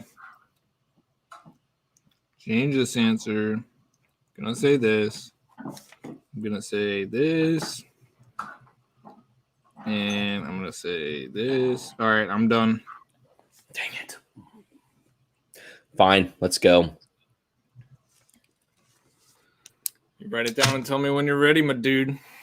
I've got everything written down. But it's what he said too. These. Well, no, it's not. Okay. It's not. Oh, 1 second. Okay, now I'm ready. Should I have one other? I said add something. No, I had to add something. Okay, so let's talk about it. Let's talk about it. So when I first put it to my palate, it was smoky. Yeah. I don't know if you got that, but to me it was smoky, like barbecue. Yeah. Like big cherry barbecue in oak. Big oak. Yep, for sure. And I think it's still very oaky. Not crazy dry, but it's pretty oaky. It's also got some heat though, which that's where I was a little thrown. Is this is hotter than the products I'm thinking of with this much oak. I also lots of oak, barrel char, and chocolate sitting really resonant, really low. I get some banana. I got banana. I was like, there's some banana under the surface. I don't get as much banana as I get cherry and oak. So, which I think is our divide is going to be. It's what's going to divide you from going to one distillery that I know, and me from going one distillery that I know. Sure. So, what family of distilleries are you in? Do we want to, with those notes, do we want to throw it out to the chat real quick? Yeah, anybody. Yeah. So given what distillery, with what we've said, what distillery Big Oak. Drew seems to think we're in Camp Banana. I seem to think we're in Camp there's Dry Oak and Char and Nuttiness. Well, sure, I mean, I think we're in both Dry Oak Char, but I get less nutty. So I'm in Camp Fruit and Dry Oak and Char, which there's two products from Camp Banana that will deliver that. That's a cereal brand. Oh my gosh! Could you imagine if they made like a trick cereal that also had notes of barrel char and oak in it? Yeah. Oh my gosh, Drew, that's our thing. We'll get there. So 1920 was thrown out. I thought 1920, but this is delivering, I think, more oak than 1920. Yeah, I thought 1920 as well. Thought it might be Barton myself. I thought 1792 foolproof, but I don't think it's batting in that proof point. Hal Jarvis says Beam. I think it's not Beam. Even this Knob Creek pick last week, I don't think it tastes like that. I think it is Beam. All right. Let me take another sip, and I'm going to totally second guess myself. One of my groups has done a pick that kind of reminded me of this, that smoky cherry barbecue thing. That's the only reason I'm going with this. I could see it. Dang it. As much as I want to go Old Forester, I think it's Beam. I think it's the same thing that stuck me last week. Which Beam though? So hit me. I could see it being now that I go back to. I think it's a Knob Creek pick. I think it's a Knob Creek pick that has this kind of smoky char thing, just like this. We have one that we have called Straight Out of Claremont, and it tastes like it's like the Scotch lovers bourbon. It's this big smoky cherry wood barbecue pour, and it's weird. I don't think this is like that. I see what you're talking about. The profile, I get that. I don't think the proof is there. I think it's under proof. I think it's under 12 years. I think it's rye. I think it's Woodford Double Oak. Dang, man, you might get me with that. Brian Mackey says, what proof you guys thinking? So he thinks under. I said over. I agree. This drink's more in like the one. This drink's in the one teens to me. Yeah, I think it's below that. Drinks in the one teens. Because Woodford Double Oak's like 90 something, but I think the oak is making it feel like it's higher proof than it is. Because I initially thought maybe 1792 full proof, but I just what's gonna school us both. This is gonna be like 1910, and it's gonna have the double oak kind of profile, but be Old Forester. Better. It's better than 1910. So anyway, here we go. 1910 is better than Woodford though. Okay, but I think this is, to be fair, I think this is a double oak pick. That's what I think it is. Okay, let us. We're not anywhere close. No, it's okay. It makes sense to me though, because I think that Calumet is bean. Well, it's probably Barton. It's Barton. Yeah, it's probably Barton. Yeah, it's probably Barton.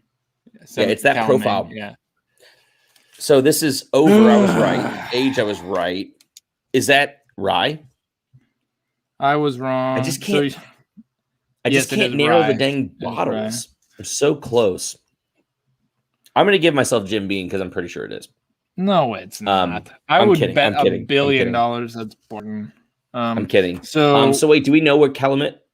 Dude, this is a great one. Thank you. It's rye for sure. Yeah. So now it's 11. What I love about this is this is what I'm thankful for. Hey, thank you Porkins for this, because I had tried the. Do I still have it over here? I don't see it. Oh, I do. Hold on. This is good. You guys get bonus content right here. Well, this is what they paid for. I got the Calumet 14 here. I hate this pour, and I've been. I don't hate this. This is nice. I've been checking out reviews, and people have been saying, the junkies and everyone's like, "Oh, Calumet 15, really solid," and I was like, "Well, it's got to be a completely different thing than this 14, because the 14 to me sucks." No, this 15 is nice. I like it. It's good. And I this suck. Tastes too. It's too musty, dry. It's like olives and raisins sat in a musty oak tub. That's not good. This, honestly, compared to that sample, this tastes like olives. Anyway, I think my rationale was like, I mentioned Barton. I mentioned it didn't taste like 1792 foolproof, not hot enough, and that's why I went more in the double oak, like banana well oak stuff. I didn't even think about Calumet as a what product, I didn't specifically think of Calumet, but to be fair, I did. I just picked this up from a buddy. I got another bottle of Blue Run, the 13.5 year, and this is speculated on what it is about being Barton or whatever as well, because everyone's been saying, well, is Blue Run 14 worth being twice the price as Sam Houston in Calumet? And I haven't had the Calumet 15 to say, but when we were just doing this, I thought that the profile reminded me a little bit of some of these barrels. So it's in the same family. I just would never have thought to think of Calumet. That was great. That's a solid bottle. I don't know what its price point is. What, $110, $105? I would buy that. Yeah, it's probably a little more than that, but it's not bad. It's still on the shelf, or it was when I was down there. So, Brian, maybe you go to the store and you see if you can score us a couple, because, yeah, that was really nice. Thanks. Yeah. Appreciate that. That was really nice. Yep. That was fun. All right. Where are we up on the scoreboards? You're 11, I'm 3, so it's going to be a dramatic comeback, or a dramatic waxing. Okay. But, I mean, to be fair, if I lose, then it's 1-1, and then we got to do a tiebreaker, which we'll have to keep a running tally. But I'm still thinking about this Calumet. That's good. This is another one. Is this a bourbon or a rye? The question is over under 100 proof, over under 12 years. So it looks like we got another well-aged whiskey on our hands here as we go. It says, is it a bourbon or a rye? But then it says wheat rye. I imagine it's just means bourbon or rye, right? It doesn't on sample 4. No, it says over under 12. Is this a bourbon or rye? That's what it says. Then guess the distillery. Right, but the choices say wheat or rye on the right. Oh yeah, right. Yeah, we'll just scratch out wheat and write bourbon. Yeah. So here's what I would like to see. And somebody let me know if someone did this. So Kyle Ramage is saying Calumet 15. Is it worth $130? I would want to put this. I would honestly want to blind this against 1920 because it's been a while since I had 1920. I'd be curious to see. Let me tell you some of the things I thought this could have been before we go. So I said a Knob Creek pick, which is $60. If you can't find those anymore, but if you found one of those funky, smoky Knob Creeks at $60, it's the better buy. I thought this could have been a President's Choice. I was thinking President's Choice, and it is both cheaper and easier to find than President's Choice. And without putting it up against Blue Run 14, I don't know, but it was good. It was definitely unique. I would definitely say it's if you're one who would splurge for that, pretty solid. But know that I didn't think it was birthday. I didn't think it was king. I didn't think it was anything like that. There's a complexity that was missing. It tasted a little bit brash, like a Knob Creek. That's why I went that direction. So I would want to maybe I'll try and get a sample and side by side it for you. The 1920 versus this, if there's not already someone else who's 1920 is way more mellow. Is way more mellow. Anyway, we gotta hustle because it's 9:47. Brian, thanks, dude, for that super chat. He wishes you a happy birthday. He says we're cheers, cool man. Thank you. I appreciate that. And then Dan believes in me. Dan says he believes in me, so I appreciate Dan. Dan, you're in Florida, right? I should come down there and golf. You're in the South, I know that, so that's a win. All right. It's okay if this channel goes long. It's my birthday, man. Birthdays are allowed to go a little longer, right? It's true, but I've been holding my pee. Well, that's you. I mean, you know what I've been holding? My whole family. Come on. Well, okay, your point's made. Good for you, John. All right. No, we're Porkins, dude, you're totally fine. I just wanted to clarify. Oh yeah, no problem, dude. This is awesome. Yeah, you're already a hero. Yeah, anybody who's willing to send us whiskey to taste for fun is like, you don't have to apologize for anything. Some people have apologized for sending me samples I didn't like. I'm like, seriously? No. I mean, I liked tasting it. I like the experience. Like, you are supporting the channel when you do that. So, Julie. I'm not popping yet. Probably after this sample, I will avail myself of the facilities. Okay. Sample 4. Here we go.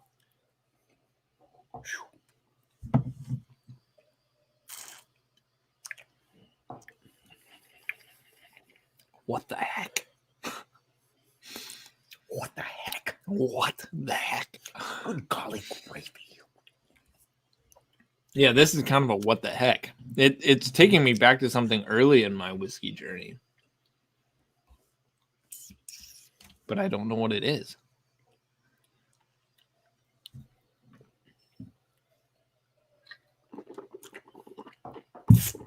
I'm not going to get anything right on this. Pretty sure I'll get one right.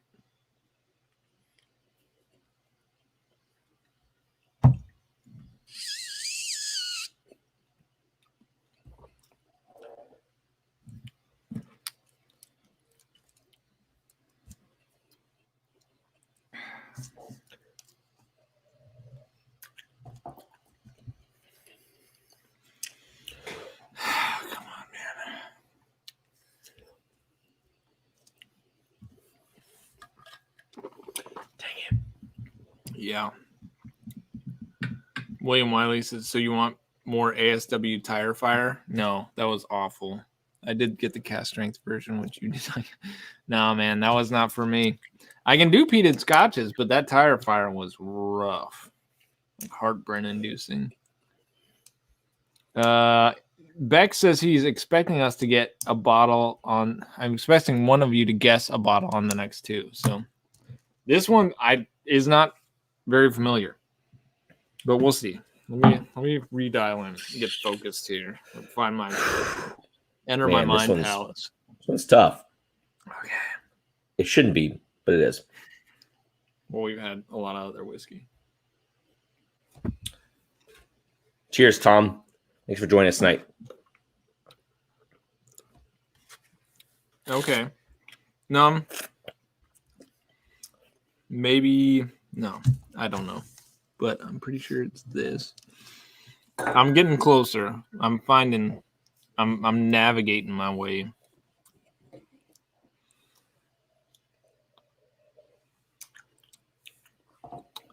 It tastes. There's a cough medicine. I'm gonna throw this out there, but there's a very medicinal, like cough medicine type vibe.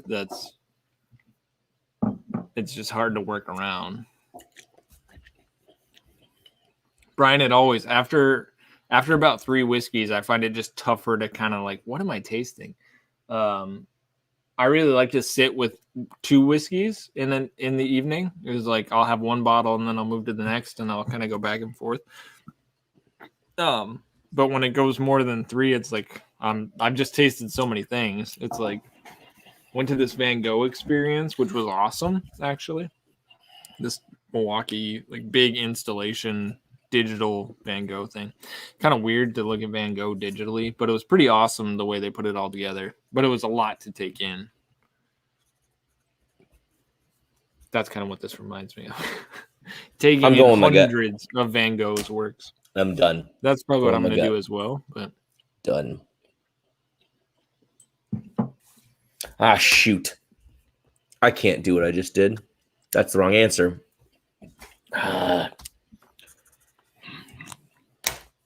It can't be that. Son of a gun. You better hurry. Matthew? Which Matthew is that? Is that Matthew Monkey? Matthew M. Is this Matthew, my bro at work? Not that we're brothers. We're not related, but he sits right across the partition from me. He does the numbers, if that's him. He doesn't really do this, though. He's not the kind of guy who would do this normally, so it's probably not him. I can't tell, though. We'll see. We'll see what he says. But what's up? Welcome to the live stream. Still got 69 people, 71 people hanging out and watching us taste whiskey. Thank you, guys. I'm sure you're just here to support Brian for his birthday, 36. We appreciate that. As we taste these whiskeys and you're digging the content, the Willett discussion earlier, just know you can tune into Brian's channel on Tuesdays where he drops a new video generally on Tuesdays. I drop a new video generally on Mondays. Then we live stream together on Thursday generally. You can support all that by going to patreon.com/entryproofpodcast. That's a way you can do it. You can also super chat on this live stream. You just hit the $sign below the chat. That's pretty fantastic. There's also links below to where you can get dank merch, including new shirts designed by me. It's just below in the show notes there. All right. I went with something, but I don't love it. Okay. Give me one more sip and then I'll decide.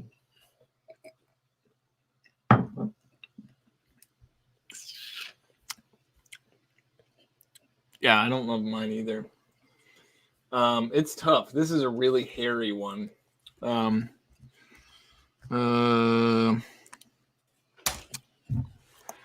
I gotta hit one more sip. Luckily, it only changes one answer for me, and because it's my birthday, I gave 2 answers. So there's that. You can't give 2 answers. What? You'll see what I'm talking about. You'll see what I'm talking about.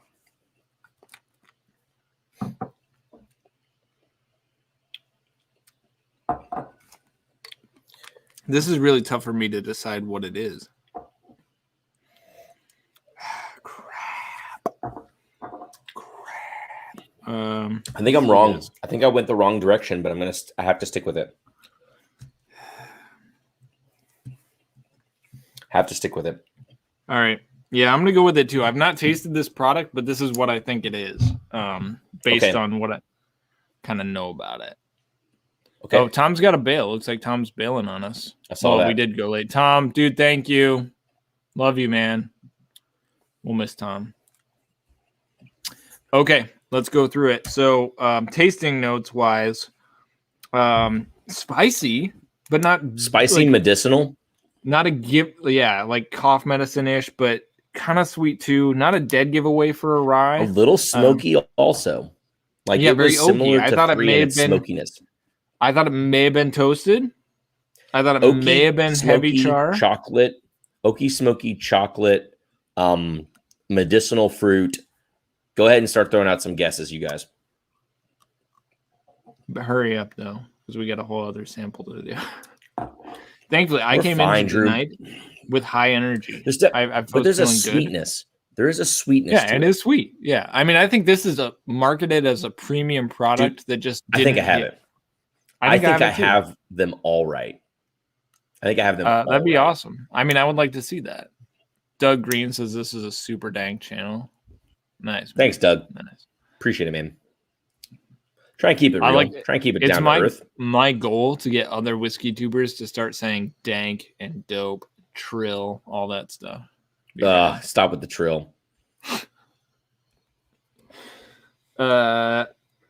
Okay. Well, it's going to be hard for them to guess. Let's just hit them with it. Proof over under 100 proof. Over. Agreed. Age over under 12 years. Over. I hit under, although it's very oaky. Okay. I just think it achieved the oak through different means. Okay. Bourbon or rye? Bourbon. I hit rye. Okay. Distillery. Wild turkey. Okay. Dang it. I think it's Russell's 2002, which I don't think would be very generous for a sample, but that's what I have to go with. It's rye, I think, and it's Heaven Hill, and it's dry AF and not very good. And I heard, I've not had this, but that the Russell's Heavy Char Rye, or not Russell's, Heaven Hill, the Parker's Heritage Heavy Char Rye was not very good. I just had this last week. It was pretty solid. It didn't remind me of this, but I've been proven wrong before. Yeah, well, and I haven't had that, so I'm just like pulling, Thanks, Doug. It's got medicinal cherry notes. It's got stuff that reminds me of wild turkey, but it's not. Yeah. I didn't think I remembered. So here's what my tricky point is. It has that licorice note, and that licorice note can often be attributed to ryes, but often can be attributed to Russell's 03, which is going to jack me up because 03 would be under 100 proof, very low proof, yeah. But so what I initially went with when I was all in, I was like, this is Master's Keep Bottled and Bond because it has that medicinal, funky thing like in the video I talked about. I'm like, it can't be because it says over or under 100 proof, not 100 proof. And the Bottled and Bond is over. Unless it's the first 17 year and it was 107 proof or whatever. And I would have that bottle wrong. Hal says Wild Turkey 101 rye. That 101 rye is big citrus, lemony, and this is not lemony. All right, I pulled 4. You want to open this? Yeah. Let's pull it out. Get out of here. Yeah, 4. I already opened it. This is crazy. This is so off profile. It's just a Four Roses Metropolitan Market OBSF 10-year 108 proof. Dude, I want this bottle. I do not. That's good. I don't like it. So I was right on the proof, but I was wrong on the age. So I was right about the bourbon. And the medicinal was like, ugh. Yeah, you got 2. I got 1. It makes sense that it's an OBSF. You know, those Fs, the Fs and the Qs get into some of that herbal stuff. Dude, that really threw me for a loop. Yeah, I mean, that's great. I've never had a Four Roses that tasted like that. So I'm continue to just get my butt handed to me here. This messes me up, dude. That tastes so much like it. Honestly, when I first tasted it, I thought that was the same pour as 3. What? I mean, are your palate's probably fatigued? No, they're both smoky right off the bat. What are you talking about? Yeah, but completely different kinds of smoke. Yeah, but that's what I'm saying. When I first got it, I was like, "Woof, that's smoky and licoricey. That tastes." Did I just get the same sample twice? I just want. I want more sweetness or more fruit. Like this to me is like we said, medicinal. If cherry, it's medicinal cherry. It's cough syrup. You want to know? You want to know what this bottle tastes like? So again, another cheat sheet for people. This bottle tastes exactly like Russell's 2002, which is what my guess was. Go get Russell's 2002 and do a side by side and tell me that with a straight face. Russell's 2002 is licoricey, medicinal, dry, all of that stuff. The same with Master's Keep 17 Bottled and Bond. The same thing with 03. They all have the same sort of profile. You know what's better than all those? Russell's 13. So, dude, I'm trying my butt off to get a Russell's 13, and it looks like I'm not going to get it. I pinged my squad today. Hey, Russell's 13 dropped in Milwaukee. The store that I like, my good store. I love these guys, but they only got one bottle. And so now guys are left with the tough decision. What do we do with it? And I told them, I talked to them today. I was like, listen, guys, no hard feelings. You do what you got to do. Like, because it's tough, you know. And but I will I will end you if you don't. I will burn this place to the ground. I will. Yeah, no, I totally understand. But I was bummed. Like, these guys, like, they get shafted again and again by these distributors, which sucks. And so, like, I can't. These are my boys. And so Porkins, that was hard. They got to do what they got to do. But anyway, I want Russell's 13 so bad. That's like the bottle. That one in the Four Roses release or what I want to get this year. We'll see. Oh, that teaser dropped today for the 2021. That's the bottle I look forward to every year. Oh yeah, that was a sick. They do a good job too. All right. Anyway, dude, some of these blinds are really messing with me. I love it so much. Yeah, it's a lot of fun. Number 5. All right, last one. Bottom line is some of these, particularly these single barrels. What's the score real quick? I don't think I can lose, but just what's the score? 13-4. So it's it. Yeah, that's it. That's done. Away. Let's keep going. Okay. Just saying. We can make it interesting. Just saying, not saying. Just saying. We go double or nothing. This is a final round. Everything's multiplied by 2. Mojo says he hates the Willit 4-year. Mojo, dude, mine is killer. The one I popped tonight is awesome. So, sorry that you don't like yours. Woo! Okay. I haven't even poured sample 5 yet. Have you already? So this one is another younger one, it seems like. Yes. Over under 100 proof, over under 5 years. Bourbon or rye. Why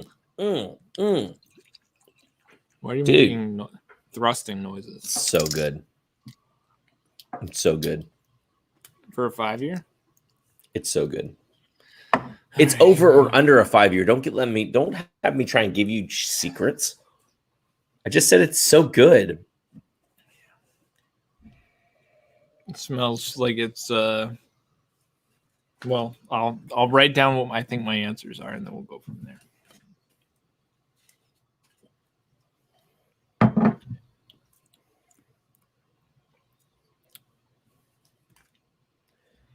I have pretzel stuck in my teeth.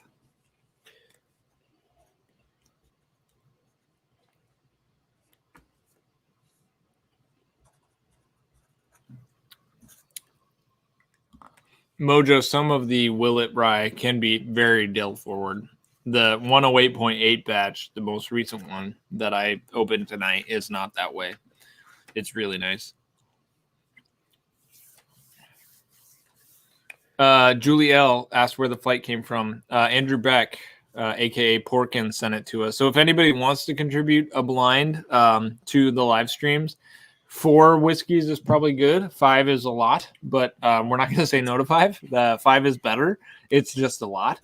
So if anybody wants to contribute a blind, just DM us on Instagram at Droopy Whiskey and at Abandoned Bourbon, and we'll get you lined up. We don't currently have any other blinds in our agenda. So big thanks again to Eric Sawyer last week and Andrew Porkins Beck for contributing.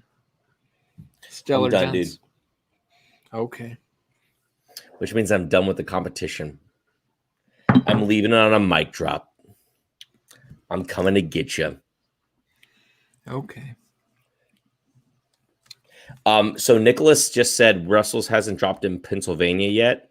I actually heard from somebody this morning that it did drop in Pennsylvania. So I don't know if my source is inaccurate or you need to do a double check, but I think it might have dropped today. I'm almost tired of guessing at this point. I've performed so poorly today. Mike, okay. So I just did a tour last week about Russell's 13. So just a lowdown on Russell's 13 real quick. There was like 168 barrels, okay? 135 of them were from Camp Nelson E, 13 years old. 33 barrels or 36 barrels, something like that, were 19-year-old barrels. Oh my God. That were stored on their I don't know if it's Tyrone. I don't know if they have 3 areas. If their main campus, whatever the main campus is. A couple of them were 33 to 36 barrels were 19-year-old barrels. The goal, he said, was for it to be a yearly release, and maybe the age will change, maybe the proof will change.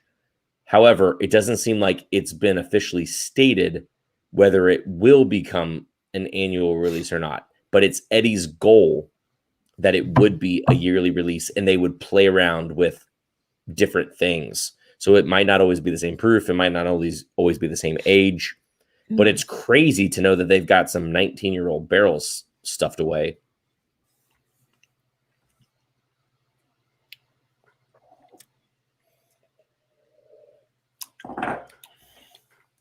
Just another quick reminder for everybody who didn't catch it. This episode is sponsored by High Noon Sun Sips, the 100-calorie gluten-free. Is anybody else tired of this bit?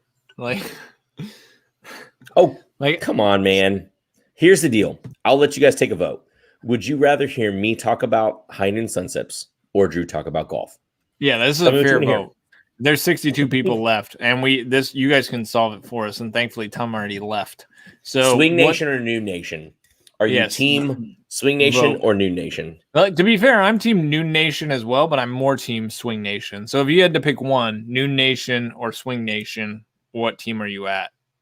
Just hit hashtag and let us know. Eric Sawyer's on both teams, though. He has to be. I like how Tom said he's got to leave and he's still here. Yeah, he's still here. We're screwed. Yeah, so far I'm losing again. I'm just I'm getting shafted. Also, I will have you guys know I have had 2 pumpkin spice lattes so far this season, and I am drinking Mad Tree Pumpkin also. So I am fully in. Yeah, I'm with you. PSF Hybrid, thanks so much, man. I appreciate you. I appreciate you commenting on the videos too, man. I really, really, really do. I was thinking I'm receiving the dickle tonight, as they say. That's how bad I'm losing. So we got a lot of Noon Nation. We got a Top Golf Nation. William Wiley would rather be kicked in the balls than something. I'm not sure. William Wiley is not about this vote. He's like, I'm about nation. Why don't you get back to the purist? Yeah. Julie, I'm sorry you had a terrible day. That blows. Let's do a shot. Julie. Let's pour out for Julie. Let's see. Wait, what? I've had a horrible day and I haven't thought about it for the last hour, so keep going. Julie, I empathize with you. I've also had a very terrible day. My birthday, yes, but it's been a very bad day. So I will empathize with you, Julie, and I will drink one for you. Nice. Brian froze. No, you're back. Dude, so it's very clear that High Noon Nation wins, so I will let you continue to lie and tell people that we are sponsored by High Noon Sun Sips. Although I will say I like High Noons, and it would be amazing if we were sponsored by High Noon. Which they already said they are not taking sponsorships. Oh, they already did. Is that? Yeah, they told Eric in DM. They're like, yeah, that's sorry, amazing. That's not going to happen. Well, who knows? I actually realized this. I'm super close to the 1-year anniversary of Drew P Whiskey. So that'll be fun. But, we're a year into it. What about 10 years down the road? We'll just keep it up. Persistence pays off. All right, let me finish this, and then we'll find out what the final reveal is. Let me tell you, Drew, one of my biggest sadnesses about this trip. I was so looking forward this weekend because Eric told me how close we would be to Urban Artifact. I'm sorry, not Urban Artifact. Untitled Art. And Untitled Art is like my present favorite distillery. And I was like, dope. We'll go to Untitled Art. And I mean, like, I'm like praying. I'm praying that Kristen will be like, you know what, Brian? Go ahead and go. I do not think that's going to happen. It would be a miracle for that to happen. Because everyone's still just kind of feeling crummy, even though I'm fine and I'm in the clear. The thing that sucks is like, I just don't want to risk it for you all, even though, I'm testing fine. I don't want to have some fluke come and it somehow get to you and get to the baby. But yeah, that would not be Jojo. Good. Yeah. Jojo, I lived 11 years in Cincinnati. And so Untitled Art is pretty close here in Louisville. So I do also drink them, even though I find them a little lacking in the sweetness for what I would like. They're a little bit more on the tarts, even though they're called a Midwestern fruit tart, applicable to the name. I just wish it was more crazy like Untitled Art, which is more like 450 North, but without all the sediment. All right, let's talk about this last whiskey. Initially, you wrote down your answer, I assume. Oh, for sure. Yeah, it's all done. Yeah. So it's rye forward, and I'm kind of hemmed and hawed about whether it was a rye or not. And this is a hard thing because I was wrong on the last one. It may very well be a rye, but I landed on something else. I was initially thinking over 5 years, and I was like, I don't think it is. I think it's a really yummy high rye bourbon that's actually younger than 5. It smells like grass, dude. It smells like grass. It's so for you all to guess. It's very lemony, lemony, citrus, lemongrass. For you all to guess, this smells like fresh cut grass, lemon oil. That's it. Those are your only 2 notes. Lemon oil. Dang it! Like in freshly cut grass. So there's two ways. There's 2 ways I could go with it, and now I'm thinking I should have gone the other. The palate tastes like orange candies. Bubble gum. That's it. That's all I'm giving you. The nose, fresh cut grass and lemon oil. The palate is orange candies and bubble gum. That's it. There's a little more to the palate, a little more like baking spices, but it is very fruity and sweet. It's hella sweet. Seagrass, I doubt it, but an interesting guess. It is very sweet. Beck says he'd be disappointed if I didn't get close. Has some chocolatiness on the palate. Drew, you've already written down your answers, right? Yeah, but I mean, I've got palate fatigue. You know what this reminds me of? Hold on, no, stop. I know it reminds you of. You cannot the Starlight. Change. You cannot change. I know. I wrote it down, but I think it's wrong now. Based on the way Andrew keeps pushing on this, and now that I tasted it again, it's the Starlight. Andrew, you're right. Andrew, you're right. It does taste like juicy fruit. You know what it, Drew? You know what? Before we even reveal answers, you know what it tastes like? 1 second. Like the Starlight Double Oak Rye we picked? No, it tastes like some of this juice that I milk out of barrels every couple of months.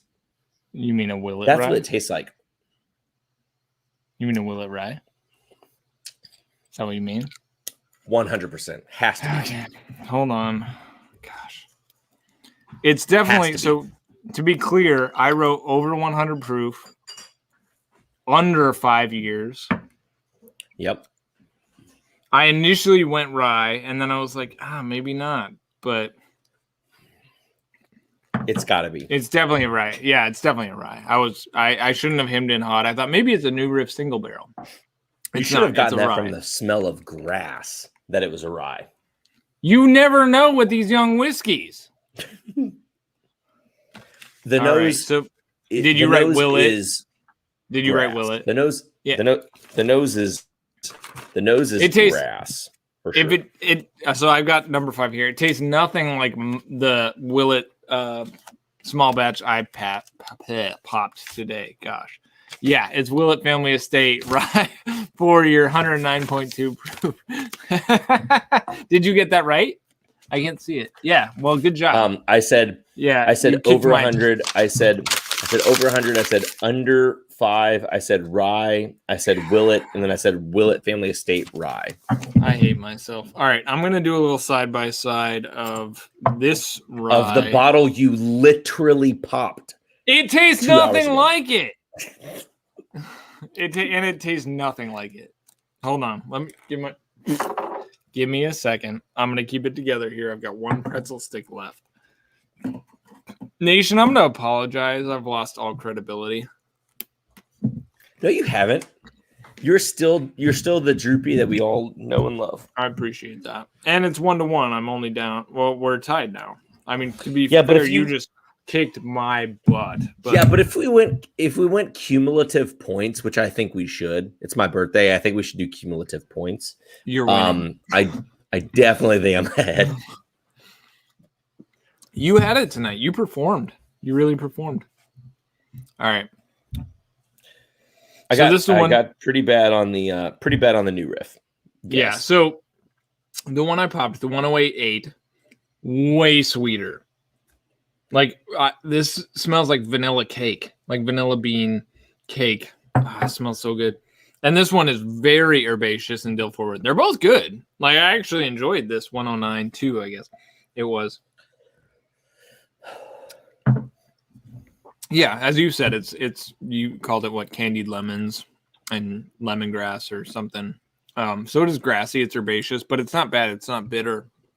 It's just herbaceous and citrus. Nice. This one, the 108.8, is way sweeter on the nose.